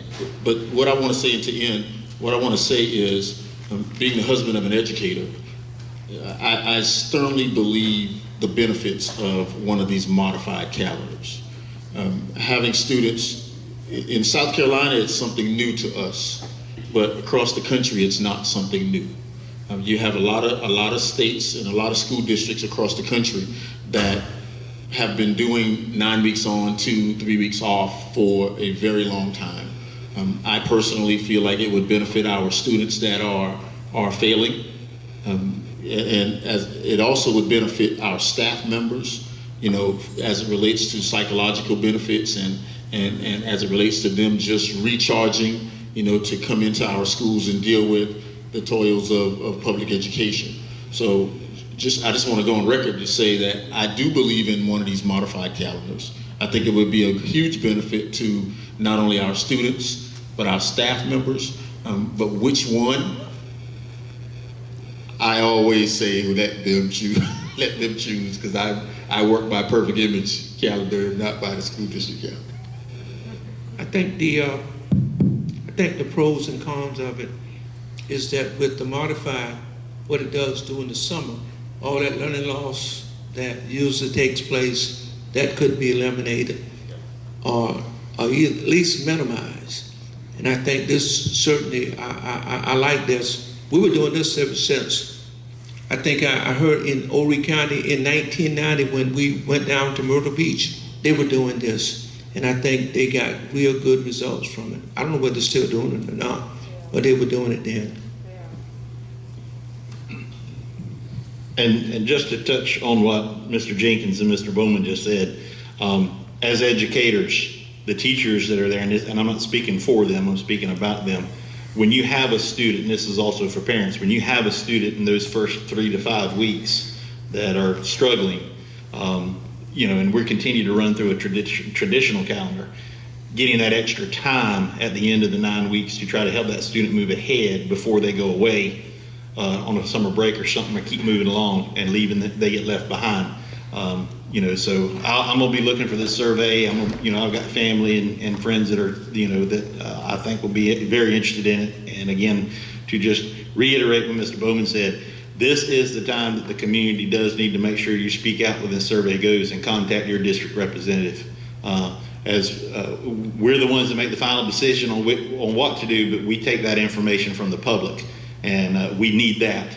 If there's very little that's going to be more important than that over the next, you know, several months. Any other discussion? Dr. K, go ahead. For those who are listening, please complete the survey. You're giving the opportunity to voice your opinion. It's not about us making this decision always, but we're listening to you, and our decision will be made upon your survey. Thank you. Any other questions or concerns? Dr. Cave, the final calendar will need to be approved by the board by? Mr. Warren, historically, when do we approve that calendar? Usually January, February. Okay. All right, February. Yes, Okay. that's fine. But it's not a certain deadline, it's just to get it out to parents early enough so they can make plans. Okay. Now, there is going to be a stipulation this time. I forgot this piece. I need, in order for me to get this approved, I have to get state approval.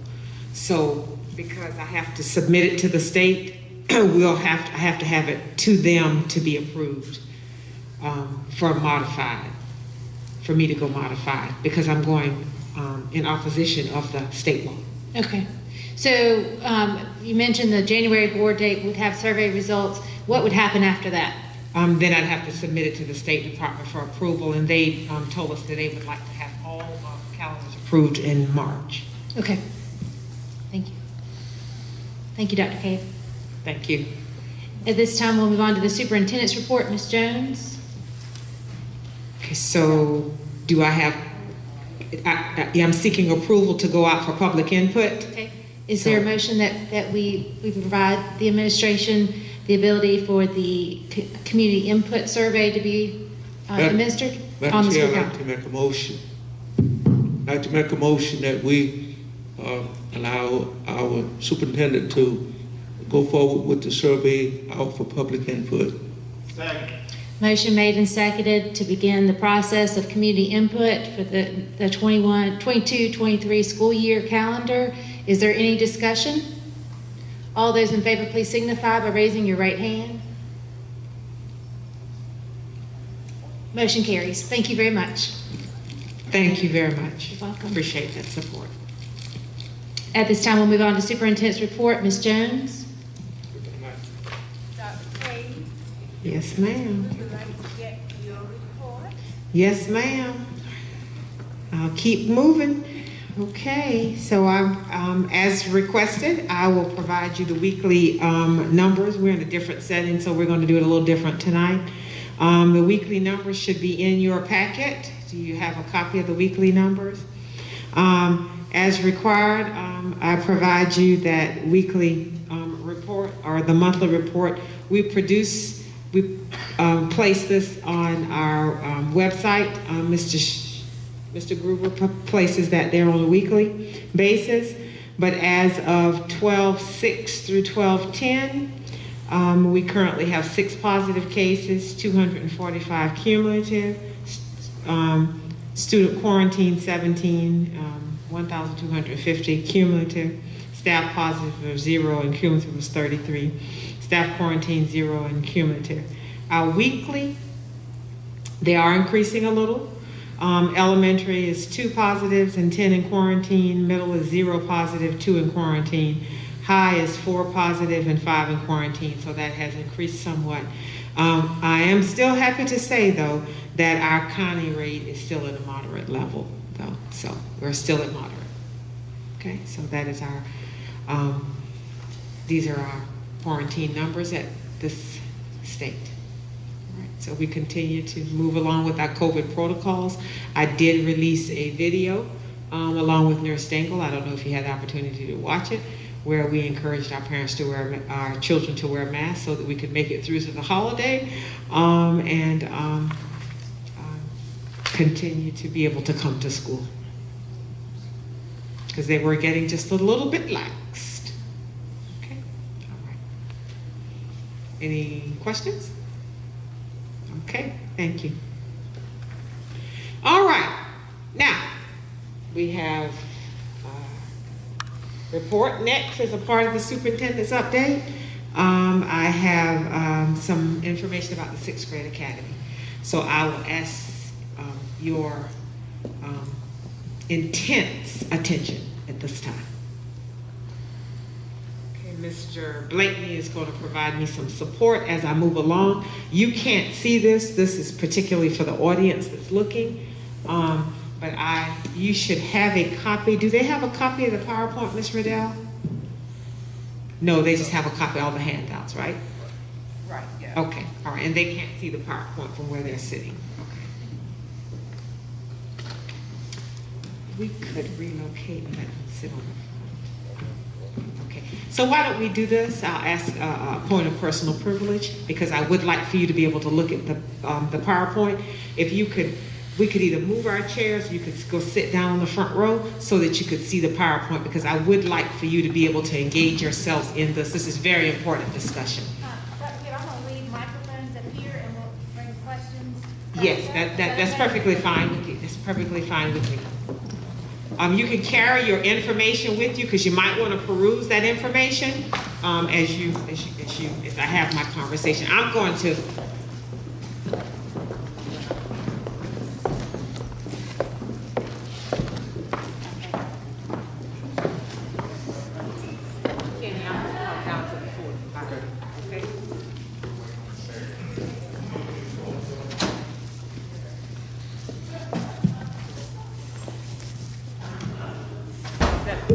Does that podium have a mic? Do I have to carry this? Yep, right there. That's all right. Y'all got workman's comp.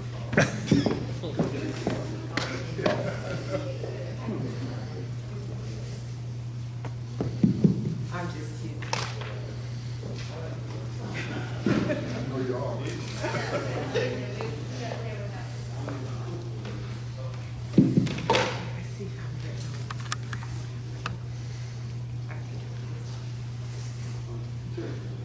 Okay, is everybody ready? All right. So as you know, I brought a proposal to the board for a 6th grade academy to be located at the old annex, right? All right. We went forward with the educational consulting, with the architectural consulting company to be able to help us with the preliminary drawings and the preliminary specs.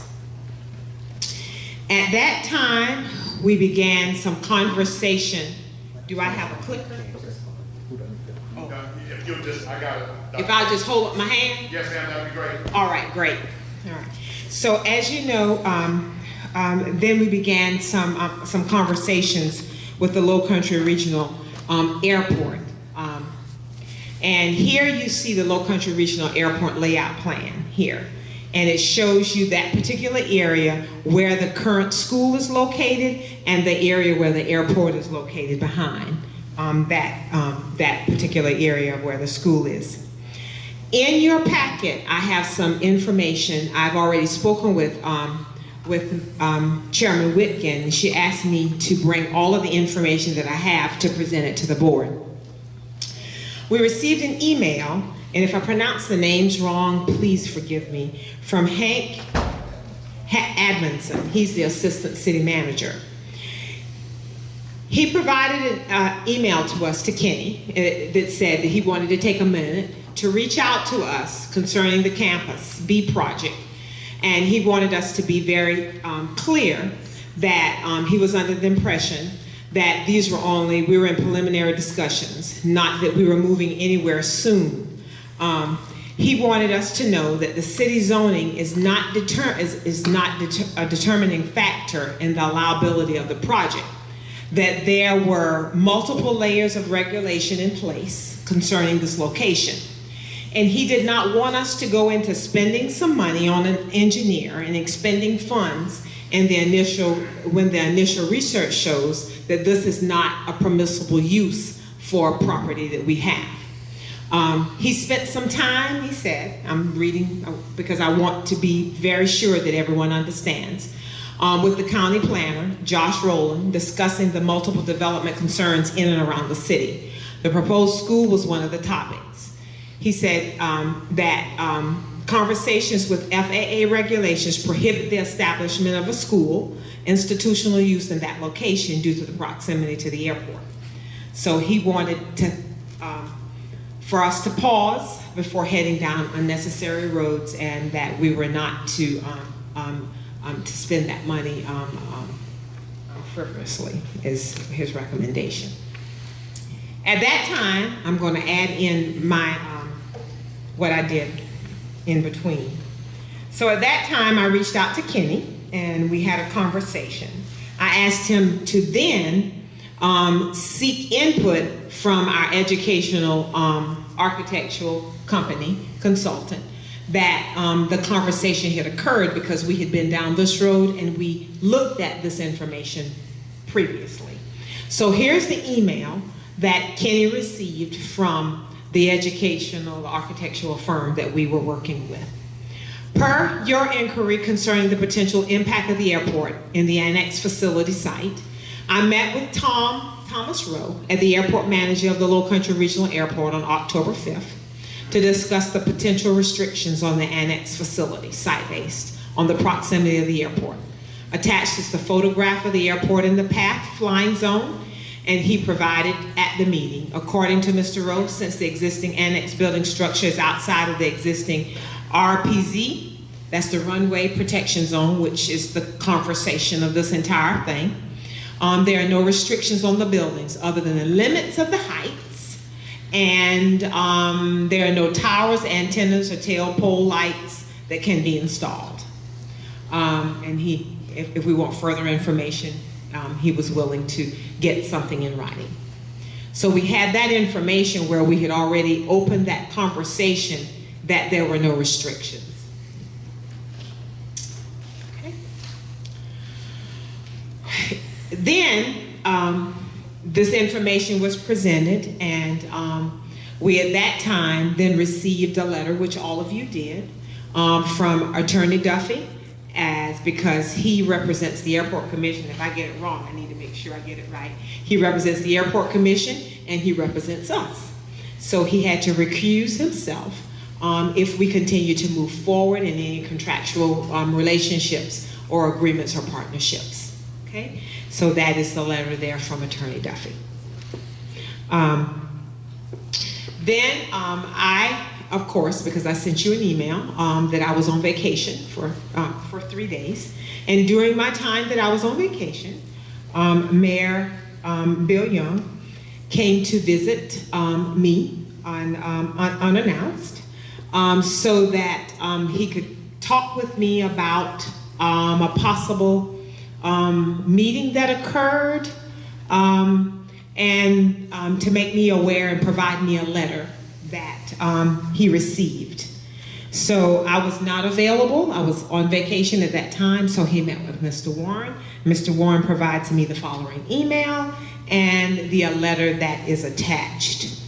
And in that letter, he stated that the proposed 6th grade academy would not be compatible with the airport land use, and that could result in them losing funding for future FAA grants, and he wanted to make sure the district did not commit itself to any monetary obligations before meeting with them to discuss.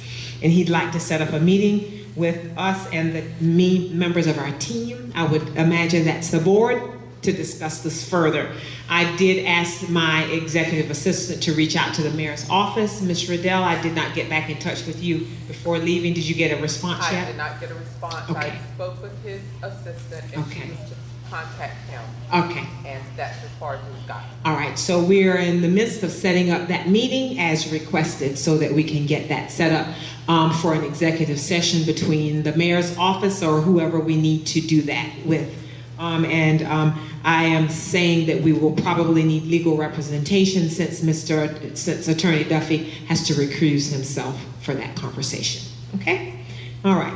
And then the next thing is the letter that Mayor Young provided to us, an email from David Smith, the airport safety inspector. And in that letter, it says, "Thank you for taking the time yesterday to discuss the proposed school located under the approach to the runway at the Low Country Regional Airport." It talks about that the area near the school end of the runway is considered to be incompatible. Land use, the facility could potentially cause safety issues. not only for the pilots of the airport, but also for the students. The state of South Carolina, thank you for the light, whoever turned that up a little bit, had a recent similar situation where a school was in the approach of the runway, resulting in incomparable land use, FAA, state and local, over $30 million. And I did some investigation as Airport High School, which is still in existence today, and they're running all up well and good. Approval of this use of the proposed location and would constitute an incompatible land use under Title 55, Chapter 13 of the state law, creating a foreseeable hazard and potential nuisance to the aviation safety. And he goes on to give some additional information there. And one of the assurances is that the airport take appropriate action to restrict the use of the land in the vicinity of the airport to activities that are compatible with the normal airport operations. So it talks about failure to do could jeopardize federal funding and those types of things to reimburse grants. And the last thing I wanted to present to you as superintendent is an appraisal for the current land that we have. One of the reasons that I'm presenting that to you is because all of the information that is presented to us says that we cannot use that property for anything, it appears. So if we can't use that property for anything, I needed to provide you appraisal of the cost of the property as it is. So the cost of the property as it is, this appraisal was done what year, Kenny? 2019. This appraisal was done in 2019, and at that time, the appraisal of that property was $1.9 million, a little over that, okay? And that was including the building, and I have provided all of those documents for you. I wanted to be very transparent with where we are because I think this is an issue we need to move into deeper discussion at this time or a later date. Okay? That is the end of the PowerPoint. Would you keep going? I think that the rest of it are just some slides that go along with the appraisal that you can peruse at a later time. That's it. That is the end of it, Mr. Bowman. Okay? We can go back up for any questions.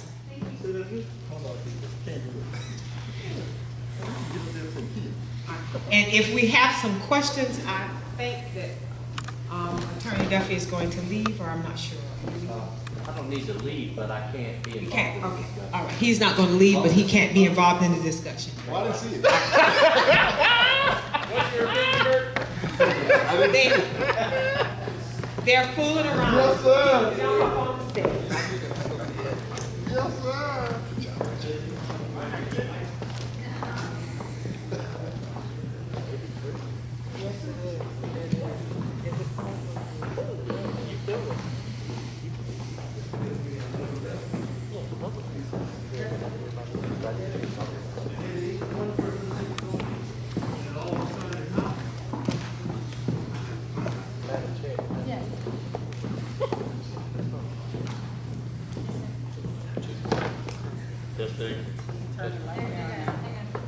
Give us volume. Yeah. Thank you. Madam Chair, I did want to clarify, I recused from not only the school district, but also from the airport commission. So I don't provide advice to either entity. I'm not sure that it was clear to the public exactly. I'm recusing from both clients when there's a conflict like that. Thank you, Mr. Duffy. Does anybody have any questions for Dr. Cave?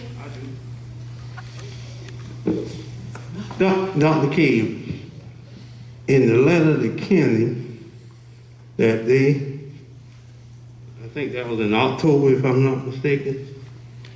Maybe I'm looking at the wrong one. Which one, the appraisal? No,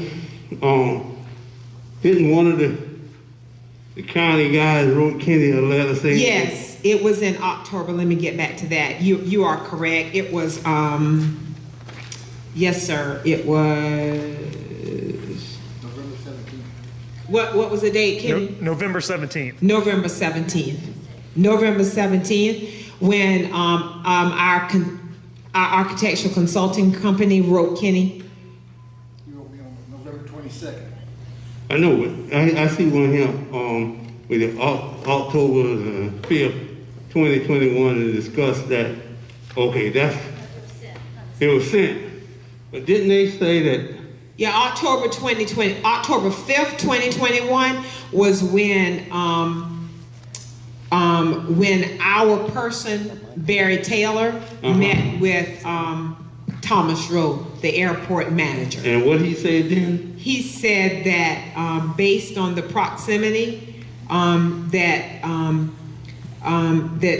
the building structure was outside of the existing RPZ zone, and there were no restrictions on the building other than limits to height. Now, how can they have restrictions now? That's a good question, Mr. Murdoch. I would like to know what changed, or who commented on this to bring about a change. I'm not sure, Mr. Murdoch. That's why we need to go in executive session and I would like to know that. Have some conversation. Because as of this point here, we having people talking out of both sides of their mouth. And I don't like that. If either it is or it ain't. When you say one time it is, and then come back and say it ain't, I don't like that. Yes, sir. I think some years ago,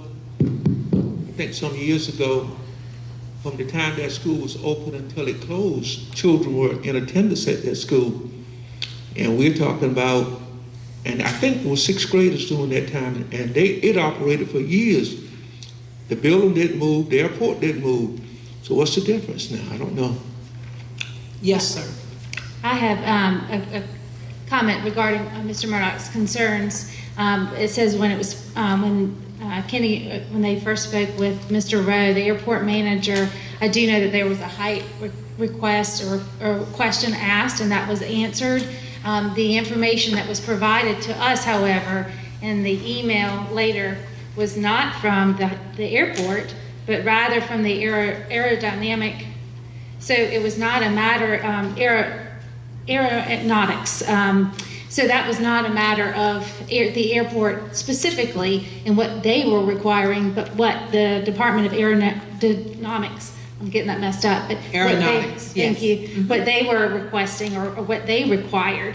Also, we have to keep in mind that the building that we have now is no longer in operation. So we went from a building of operation to a dormant building. And so the restrictions are for anything new. And so the creation of the refurbishment of the building we have now is essentially like creating a new building. And so that's why there are these new stipulations to us that we were not aware of before.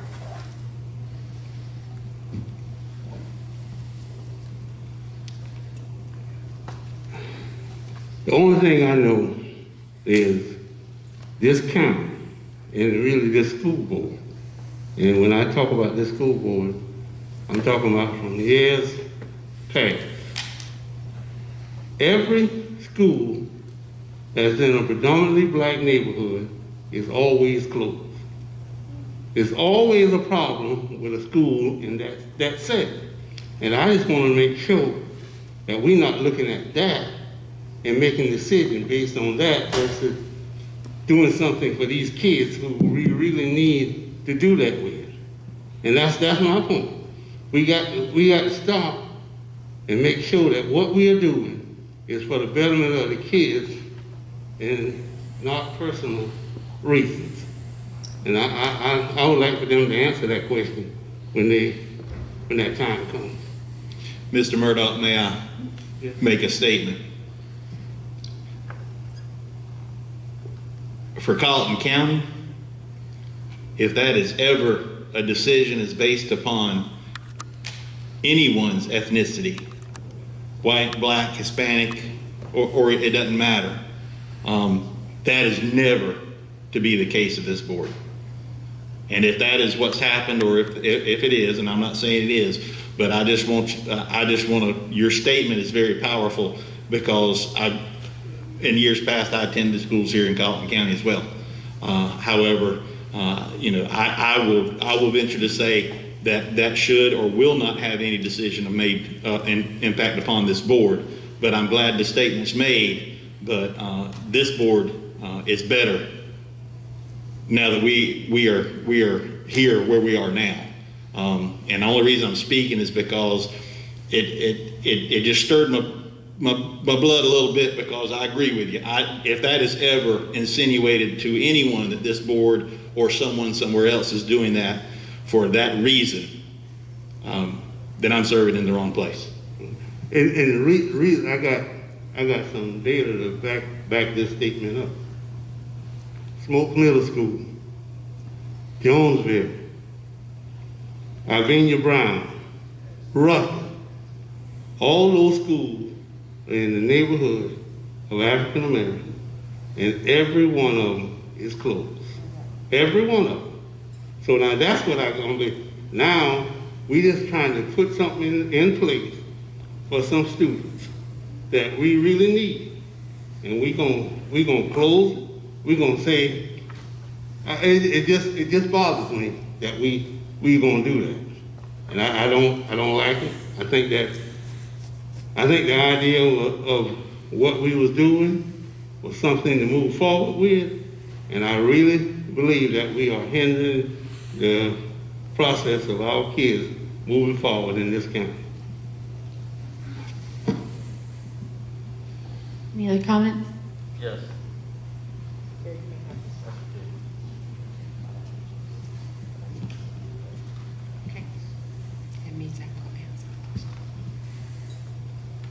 If we follow the communication patterns, we'll see the need to have a discussion with the Airport Commission in regards to what their opinion is. Because so far, in everything that's been presented to this board tonight, we've only had the opinion of involved parties, if you will. In the email from Hank Amundsen, he only stated to Kenny that, are you aware that State Aeronautics Commission and FAA regulations prohibit the establishment? He never presented any reference to a FFA or State Aeronautics Commission regulation, okay? And in the subsequent email between Kenny, and if I got him wrong, Kenny, you tell me, between Kenny and a Mr. Barry Taylor. Yes. Mr. Taylor had a conversation with a Mr. Thomas Rowe, who is the airport manager. So far, Mr. Rowe seems to be the higher, if you will, authority as it relates to airport operations that has given us an opinion. And if I'm reading this wrong, you can tell me. Mr. Rowe says that there's nothing wrong with using that facility as a school because, according to Mr. Rowe, since the existing annex building structure is outside of the runway protection zone, there are no restrictions on the buildings other than the limits on height, and that no towers, antenna, tail posts, etc. can be installed. And that comes from the Low Country Regional Airport manager. So I've not heard anything from the Airport Commission in regards to there being any type of zoning regulation prohibition in regards to that facility. Now, I have an answer to that if you would like. And that is just to make sure that everyone on the board understands that the mayor, Bill Young, does represent, he is the chairman for the Airport Commission. So whereas we keep speaking of the mayor, he is the chairman of the Airport Commission, and his meeting on Thursday to the district office was after, and maybe Cliff can clarify, this was after the Airport Commission meeting. It was a board meeting. So he came to us immediately after the Airport Commission met. Yeah, and in his email, and again, I'll state, correct me if I'm wrong, because when we make decisions about issues like this, you have to make those decisions based on legislations and regulations. Okay, and in Mr. Young's email, the only thing that made reference to is possibly creating some type of problem of them obtaining grants. He never said anything about us having that facility create a problem in regards to any type of regulation. So I'll say this and I'll end, for now. I think it would be wise for us to have a meeting with that other governmental entity. Of course, we have policy that enables us to have meetings in that regard. Any representative, I don't know who their representative might be, that would be willing to meet with us as a board. I think it would be wise for us to do that so we can at least ask or find out what regulations would prohibit us from having that facility as a school, and just have a conversation between two governmental entities to find out where we stand. Because of course, all of us know, gosh, I went to that school when I was in the 6th grade, and that airport was still there. So if they feel like we may violate some type of regulation, I think we should give them the opportunity to bring that before us, and not just in an opinion form, but in legislative form, so we can then discuss how we're going to move forward with that. Because they discussed us, I guess, them not getting the money that they needed. They said it would interfere with their, but then it's interfering with our children's education. And we have to weigh the differences and see which is more important. And I think educating our children is more important. And we maybe can work together, we can educate the children and they can do what they need to do. It has been done before. So I guess the next thing is that we need to meet. Yeah, and I don't think any board member, I'm sorry, Rev, I don't think any of us want to violate any regulations that might exist or any laws that might exist. I think we can't come to a real conclusion until we have that meeting. Right. So right now we're just spinning our wheels. Right. I agree. So do we need to make a, I think we need to allow our superintendent to obtain representation. And then we need to set up a meeting with that other governmental body, the Airport Commission, so we can have discussions about this. I think that's what we should do moving forward. The whole board? Meet with the whole board? I mean, I'm talking about the whole board here. You mean meet with that other, the Airport Commission? You talk about this whole 7-member board. Yes, sir, I think we should meet during an executive session so we can discuss it, because it has to do with the contract. I think. Well, do we need to get legal?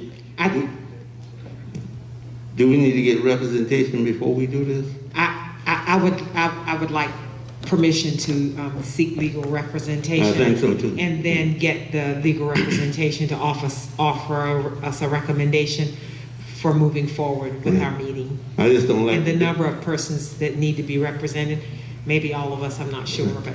I just don't like the double talk. Yes, I understand, sir. I understand. Mr. Bowman, I would like to also address one of your concerns, if I may, that you stated that the only thing that we've been told was that there was a height issue, and on November the 12th, the mayor and acting chairman of the Airport Commission sent me as chairman of the school board an email on the land use guidance, the LUG block, and information from the engineers. I sent that to Dr. Cave, so that is also very specific about the why we cannot use that building for use. Mm-hmm.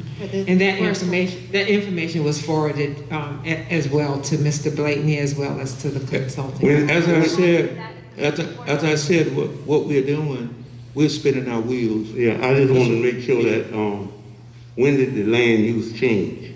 That's an important question. So I think we need to go ahead and give our superintendent the ability to obtain legal counsel so we can be represented or get legal advice during this meeting that we're going to have with the Airport Commission. I think that's so. At this time, Madam Chair, I'd like to make a motion that we allow our superintendent to obtain appropriate legal counsel to advise this board on moving forward with the, hold on, let me get it right, with the 6th grade academy land use. Second.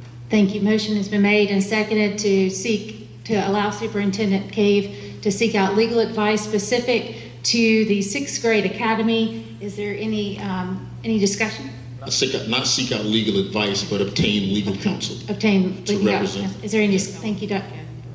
Thank you, Mr. Bowman. Is there any other discussion? Dr. Cave, would you be able to present to us the options that you would consider before you hire counsel? I have the firm of Halligan, Mahoney, and Williams that I will be seeking legal representation from. Great. We're familiar with them because they have worked with the board before. Terrific. Anybody else have any questions or concerns? Yeah, so I wasn't aware that our superintendent had already investigated a firm, or else I would have named that firm. No, I haven't investigated. I have a list of firms. This is the one that I'd like to reach out to. I haven't reached out to them yet. So I asked our chief financial officer to give me some that we have worked with before. okay, I think so the motion right now is to allow the superintendent to obtain legal counsel. Correct. No, it was altered to obtain legal counsel. Okay, yeah, all right. Is there any other discussion, Mr. Mabry? All those in favor, please signify by raising your right hand. Motion carries. Thank you.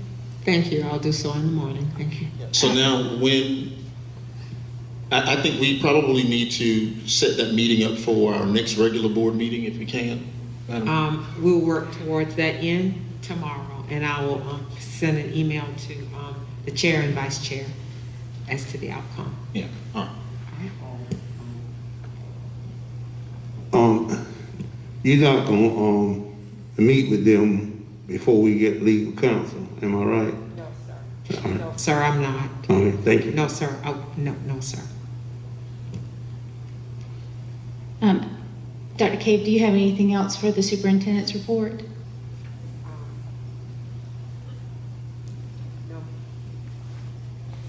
No, ma'am. That concludes my report. Thank you. At this time, we'll move on to policy items. Mr. Charles Murdoch.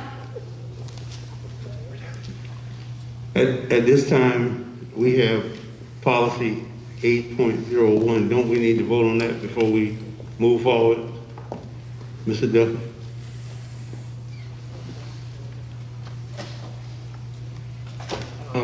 Mr. Murdoch, what I would suggest, and I mentioned this to the superintendent earlier, is that she give a briefing on the electronic communication devices policy revision first.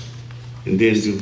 Right, so that y'all can understand what she's proposing, and then take up whatever motions you wish to take up after she gives that briefing, so we'll know what she's proposing. Even 8.01, which is... Yes, sir. Yes, sir. First. Yes, sir. Thank you. Okay, I'm up again. All right, I'm going to remove my mask so that you could just hear me, okay? So in front of you, you should have two policies. I'm going to reference the current policy, JICJ, possession/use of electronic communication devices in school, issued 7/19. Our current policy says that personal electronic devices may only be used during the following times: prior to 8:00 a.m., during assigned lunch period, after 3:20 p.m., unless in after-school class or detention. Note I'm highlighting certain things because I'm going to do some comparison. Then it also says student use of personal electronic devices will be prohibited in areas including but not limited to locker rooms, bathrooms, dressing, changing areas. Students will not use personal electronic devices to capture video, audio, or photos of other people at school. And the posting of these photos or video will result in disciplinary consequences. Then I skipped down and I said students will not use personal devices during instructional class, during classroom instructional time to access or view current websites. And then it says students' use of personal devices that disrupt the instructional day will result in disciplinary action. I wanted to highlight our current policy, just specifics. Now, working with Attorney Duffy and our team, the policy has been rewritten, issued 12/21. So policy JICJ, student possession use of wireless electronic devices. Okay, so if you will notice, it's been updated. The last one said communication devices. It's been brought up to date, wireless electronic devices, more update with current time. Okay, so I'm not going to read it verbatim, but I'm going to highlight some key points. So second paragraph, I want you to look at some of the definitions. Wireless electronic device means a handheld electronic device having the ability to receive or transmit voice, text, or data messages without a cable connection. May include, and it gives you the listing of those different kind of devices. Important to note because we updated the policy to the current times. Our old policy did not have that. Okay?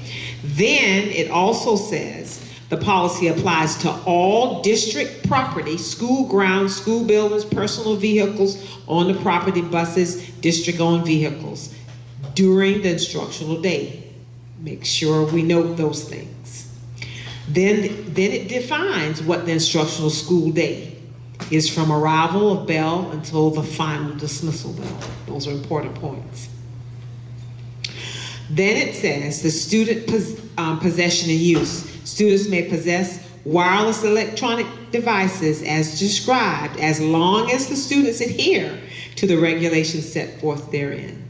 Any unauthorized use, activation, or visibility of wireless electronic devices during the instructional school day, remember we defined that at the top, is prohibited, and it can disrupt the instructional program or distract from the educational environment. The wording is very important. Now we have some other various pieces there. It talks about earbuds. Those are also very important pieces, but you can also read those at a later time.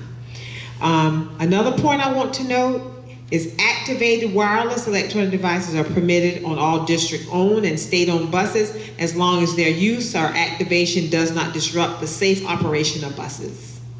Okay? And the driver can confiscate that wireless device if it's causing this disruption. Okay. You'll turn with me. There's some other important notes.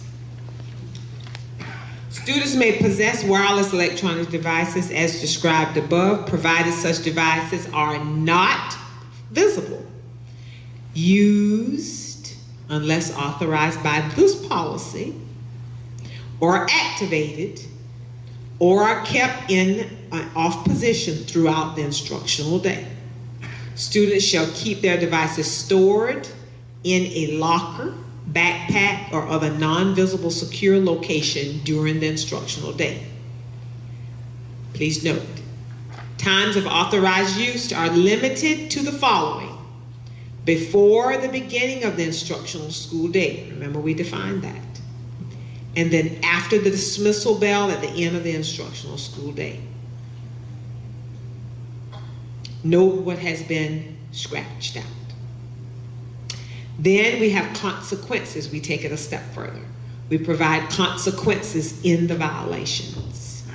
Consequences of the violations. First offense has a consequence. Second offense has a consequence. Third offense, as well as fourth offense. Okay. I am going to go down a little further, skip a lot of this because a lot of this are some of the details of the discipline, and I wanted to make sure that I make a note of acceptable uses. IEP 504 or health care medical plan, students may use devices as described. during class time when authorized pursuant to their individualized educational plan, their IEP. That's important, or 504. That's important to note. Now, there is another piece that goes with the proposed policy. It is the student consent agreement, which you have. It is directly aligned with the policy.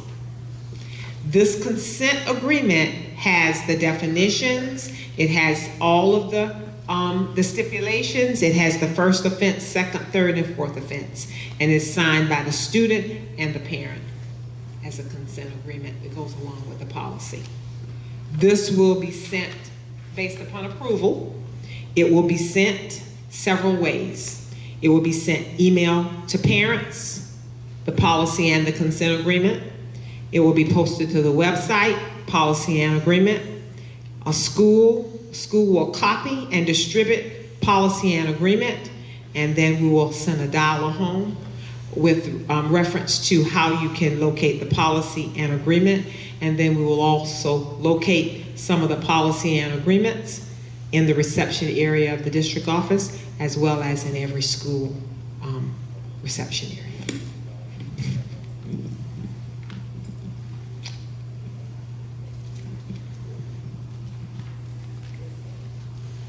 That's it. I covered it as much as I think I need to cover it with you, so you're aware of the policy at this time, what we're recommending. And I'd like for it to go in effective. One of the reasons I'm asking for it is because you know the number of consequences we've had, you know the number of violations we've had, the number of fights, threats. We've had a major disruption to our school with the posting of videos, number of infractions with children videoing fights, posting them to Twitter, posting them to Instagram, posting them to Facebook, just causing major disruption, and all of the TikTok challenges that are going on, and our children taking advantage of those and causing major disruption in our schools. And it's gotten totally out of hand with the social media devices. At one time, the use of the device was truly for educational purposes and to keep in contact with parents. It is not being used in that frame of reference any longer. It's being used, in my opinion, to bully and to exploit other children. And I will not stand for that. At this time, I'd like for the board to take consideration of the motion to temporarily suspend the need for 2 readings for adopting a policy administrative rule form as stated in policy BGD in reference to item 8.02 revised policy JICJ. Second.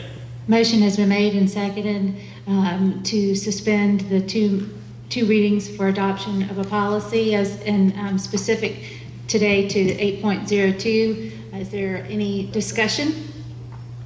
Yeah.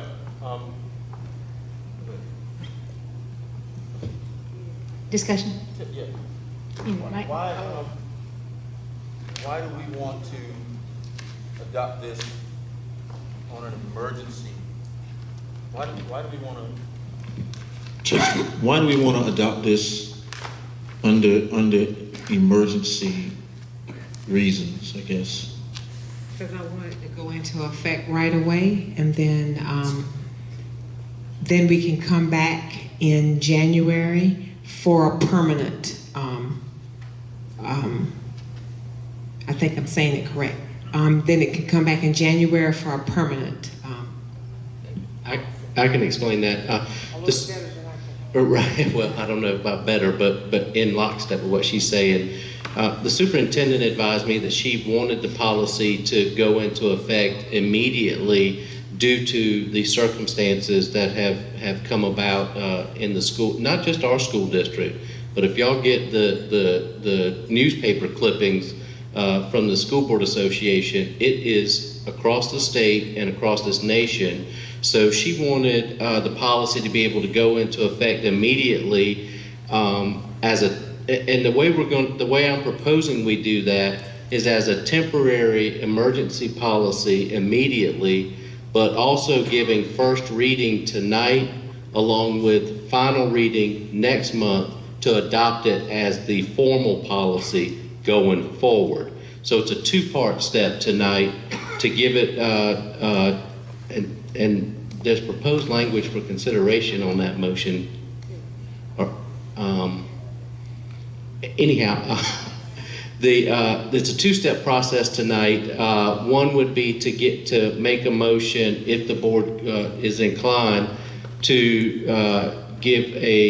make it a temporary policy, and that's why the motion for the suspension of the two reading rule was asked for. And then after that, this motion, first motion to make it a temporary policy, which would be effective immediately. The second motion would be to give it first reading as a formal policy, with second reading coming at the next month's meeting, like we do in the normal course. Is there any other discussion with regards to the motion?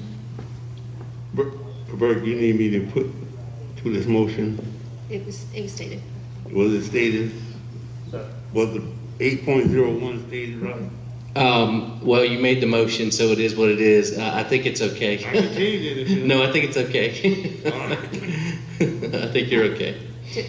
To clarify, as Mr. Duffy just explained, the motion was made to temporarily suspend the need for two readings for adopting a policy as stated in policy BGD, to consider adoption of item 8.02, policy JICJ, as a temporary policy with immediate effect while the policy is going through the process of formal adoption. All those in favor, please signify by raising your right hand. Motion carries.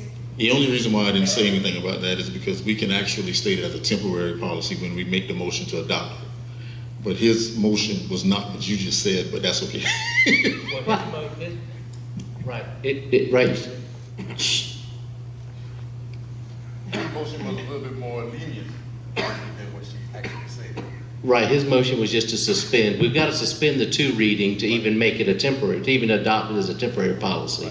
So the motion that's on the floor by Mr. Murdoch is to suspend the two reading requirement, which is in policy BGD, to consider adoption of policy JICJ was his motion that needs to be voted on. And that was first. just formal. Okay, so that we just voted on that. Just passed. So now what the staff is asking for consideration is two motions related to the policy. The first would be to adopt it as a temporary policy to be effective immediately. The second motion to give it first reading as the formal policy going forward. I'd like to make Just to shorten, just to expedite the whole discussion. Before, I'm sorry, Mr. Murdoch, if you don't mind. Yes, sir. A question. In the drafting of this policy, since we do have a component of use for cell phones in the actual draft that we're talking about tonight, should we add some of the information on here about that is in the old policy or in the current policy about using it to not capture video and all that stuff, or is that going to be the only time in the new policy that students will be allowed to either use or even turn on or even have visible their cell phones is before the beginning of the instructional day, before the bell, and after the bell would be the only time. So in between that time during the instructional day, they cannot use it, they cannot have it visible, and they cannot have it turned on. Right. That's what this new policy does. Right. So what you're suggesting is that if they're at school in the beginning, before that time and after that time, if they're at school, there should be language to state that they can't use it for. If we look under the student use expectation and responsibilities of that current policy, there's some language under that section that prohibits, right, photograph and the result in video and so forth and so on. So I guess what I'm suggesting is if we're going to allow any use while they're on campus, should we add that language as well? Because in the proposed,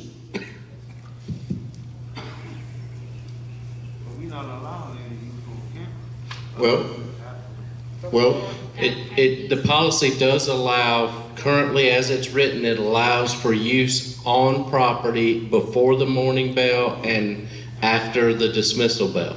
Right, so what I'm saying is, sometimes that's, I'm sorry, Dr. Cave, I don't mean to interrupt you, but sometimes that time span, because the morning bell at the high school rings at what, 8? What? Just about 8:30? And students arrive on campus sometimes as early as 7:45. So if we're going to, the current suggested policy does not regulate use from 7:45 until 8:30. So I'm just suggesting that we put some language in there to regulate. You understand what I'm saying? Yes, sir. We can add that, read that sentence out so it'll be read into the record. From the current policy? Yes, sir. The sentence about the one you're referencing here, which is this one? No, this one. Yeah. Read that in. Okay. Sir? If you wanted to add that language, you want to read the motion and add that language to it? Well, I'm gonna read under the advice of. That's what I'm asking him to read the sentence. It's just one sentence. We can read that so that everybody knows what we're talking about. Let's read the whole thing. I'm about to do it. You got a copy of it? Yes, sir. Oh, okay. I'm sorry. Yes, sir, I got it. But I'm not going to read it as part of the motion, but I'm going to make reference to it so board members can see exactly. If you look at that current policy sheet. Oh, you want me to make the motion too? Come on, Charles. Okay, I will. If board members will look at the current policy that we have here under the section says student use expectations and responsibilities. It's about it's the 1, 2, 3, 4, 5th. It's the 6th paragraph, if you will. It's not a paragraph, but nevertheless. I'm actually going to read the 6th and the 7th one. Students will not use personal electronic devices to capture video, audio, or photos of other people at school. The posting of those photographs and or video will result in disciplinary consequences. Yes, sir. And what I would suggest is that those two sentences that you've read into the record tonight, that those be added after the first paragraph of the student possession and use section in the proposed policy. So when the motion is made, the motion will need to state to the addition of right, exactly. Yes, yeah, sir. You got it. Yes, sir. So I just wanted to say that. So I'll make the motion now. Madam Chair, I'd like to make a motion to adopt the revised policy JICJ, possession of use of electronic communication devices in school, presented to the board tonight as a temporary policy to be effective immediately while the policy is going through the process of formal adoption. Second. With the addition of these the two sentences previously put on record from the current policy. Second. Thank you. The motion has been made and seconded to adopt revised policy JICJ and presented this evening with the two additions that Mr. Bowman presented that went into record. Is there any discussion? All those in favor, please signify by raising your right hand.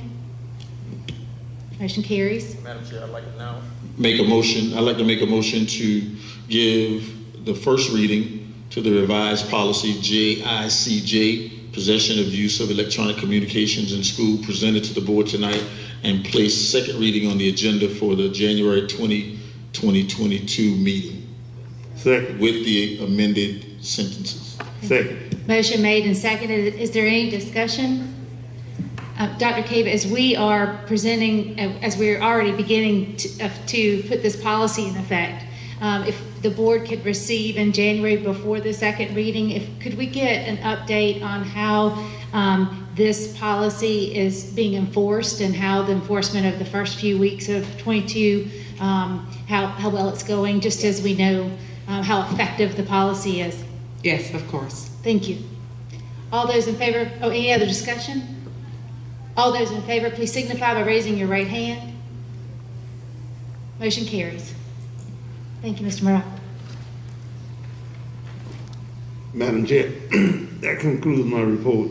Thank you. And I need to pause here real quick. I've got to switch to a new memory card. We're running out of space. No problem. All right. Thank you. At this time, we'll move on to operations. Mr. Bowman?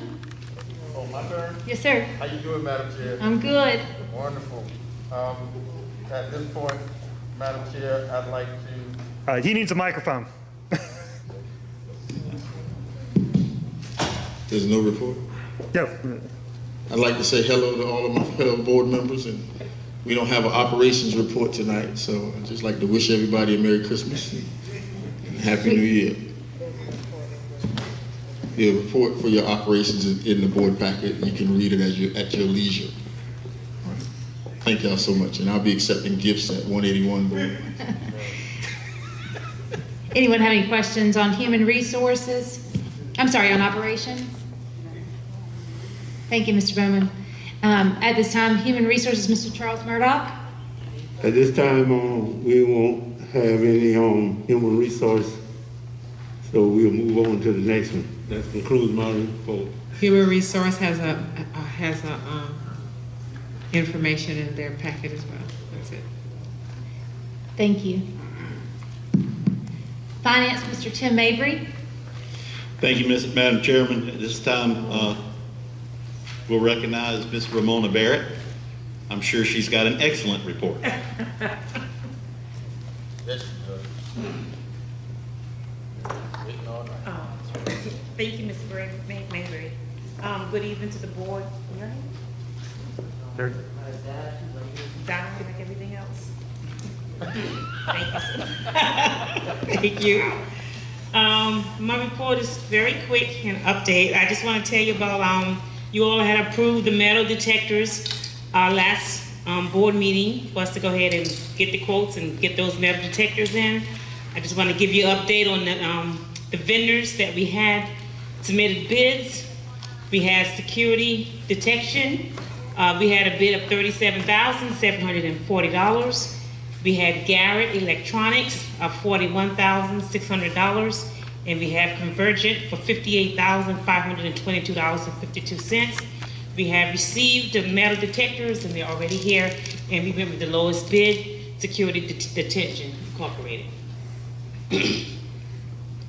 A quick revenue and expenditure report, month-to-date comparison for our local revenue compared to November of 2020 compared to this year of 2021. We had an increase in our local revenue of $217,836.67. Compared to our EFA fund, we had a decrease of $6,402.67. Our EIA fund, we had a decrease of $20,585.95. Federal fund, we had an increase of $70,000. Food service, we had an increase of $198,320.44 for a total revenue increase of $459,167.89. For our expenditures, for the general fund, we had a decrease of $71,406.95. For the special revenue, we had an increase of $29,222.50. For the federal funds expenditures, we had an increase of $1,021,438.39. And the federal fund increase of expenditures is due to our ESSA funds, so that's why we had an increase in expenditures. Food service, we had an increase of expenditures of $109,720.68, which we had a total increase of expenditures of $1,088,974.62. I would entertain any question that you may have. Any questions for Ms. Barrett?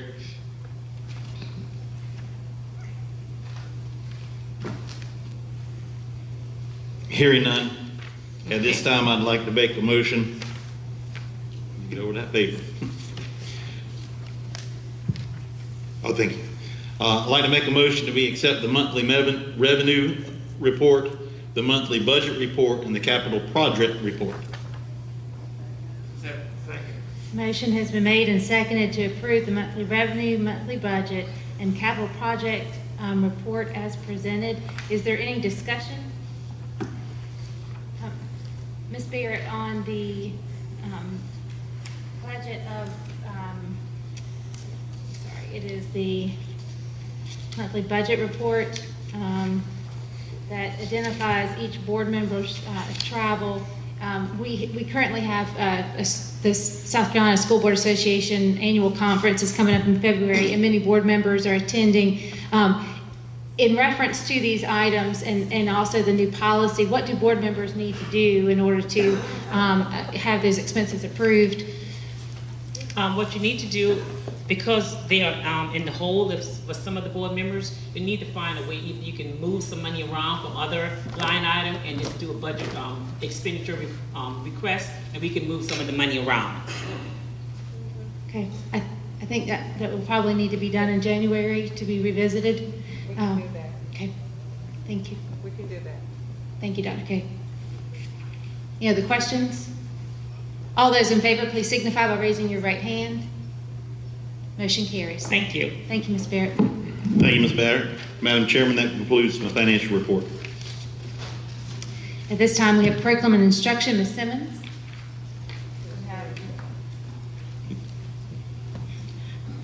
Hello. We have nothing to report. Just want to say thank you to Jessica for all your hard work, and we will move on.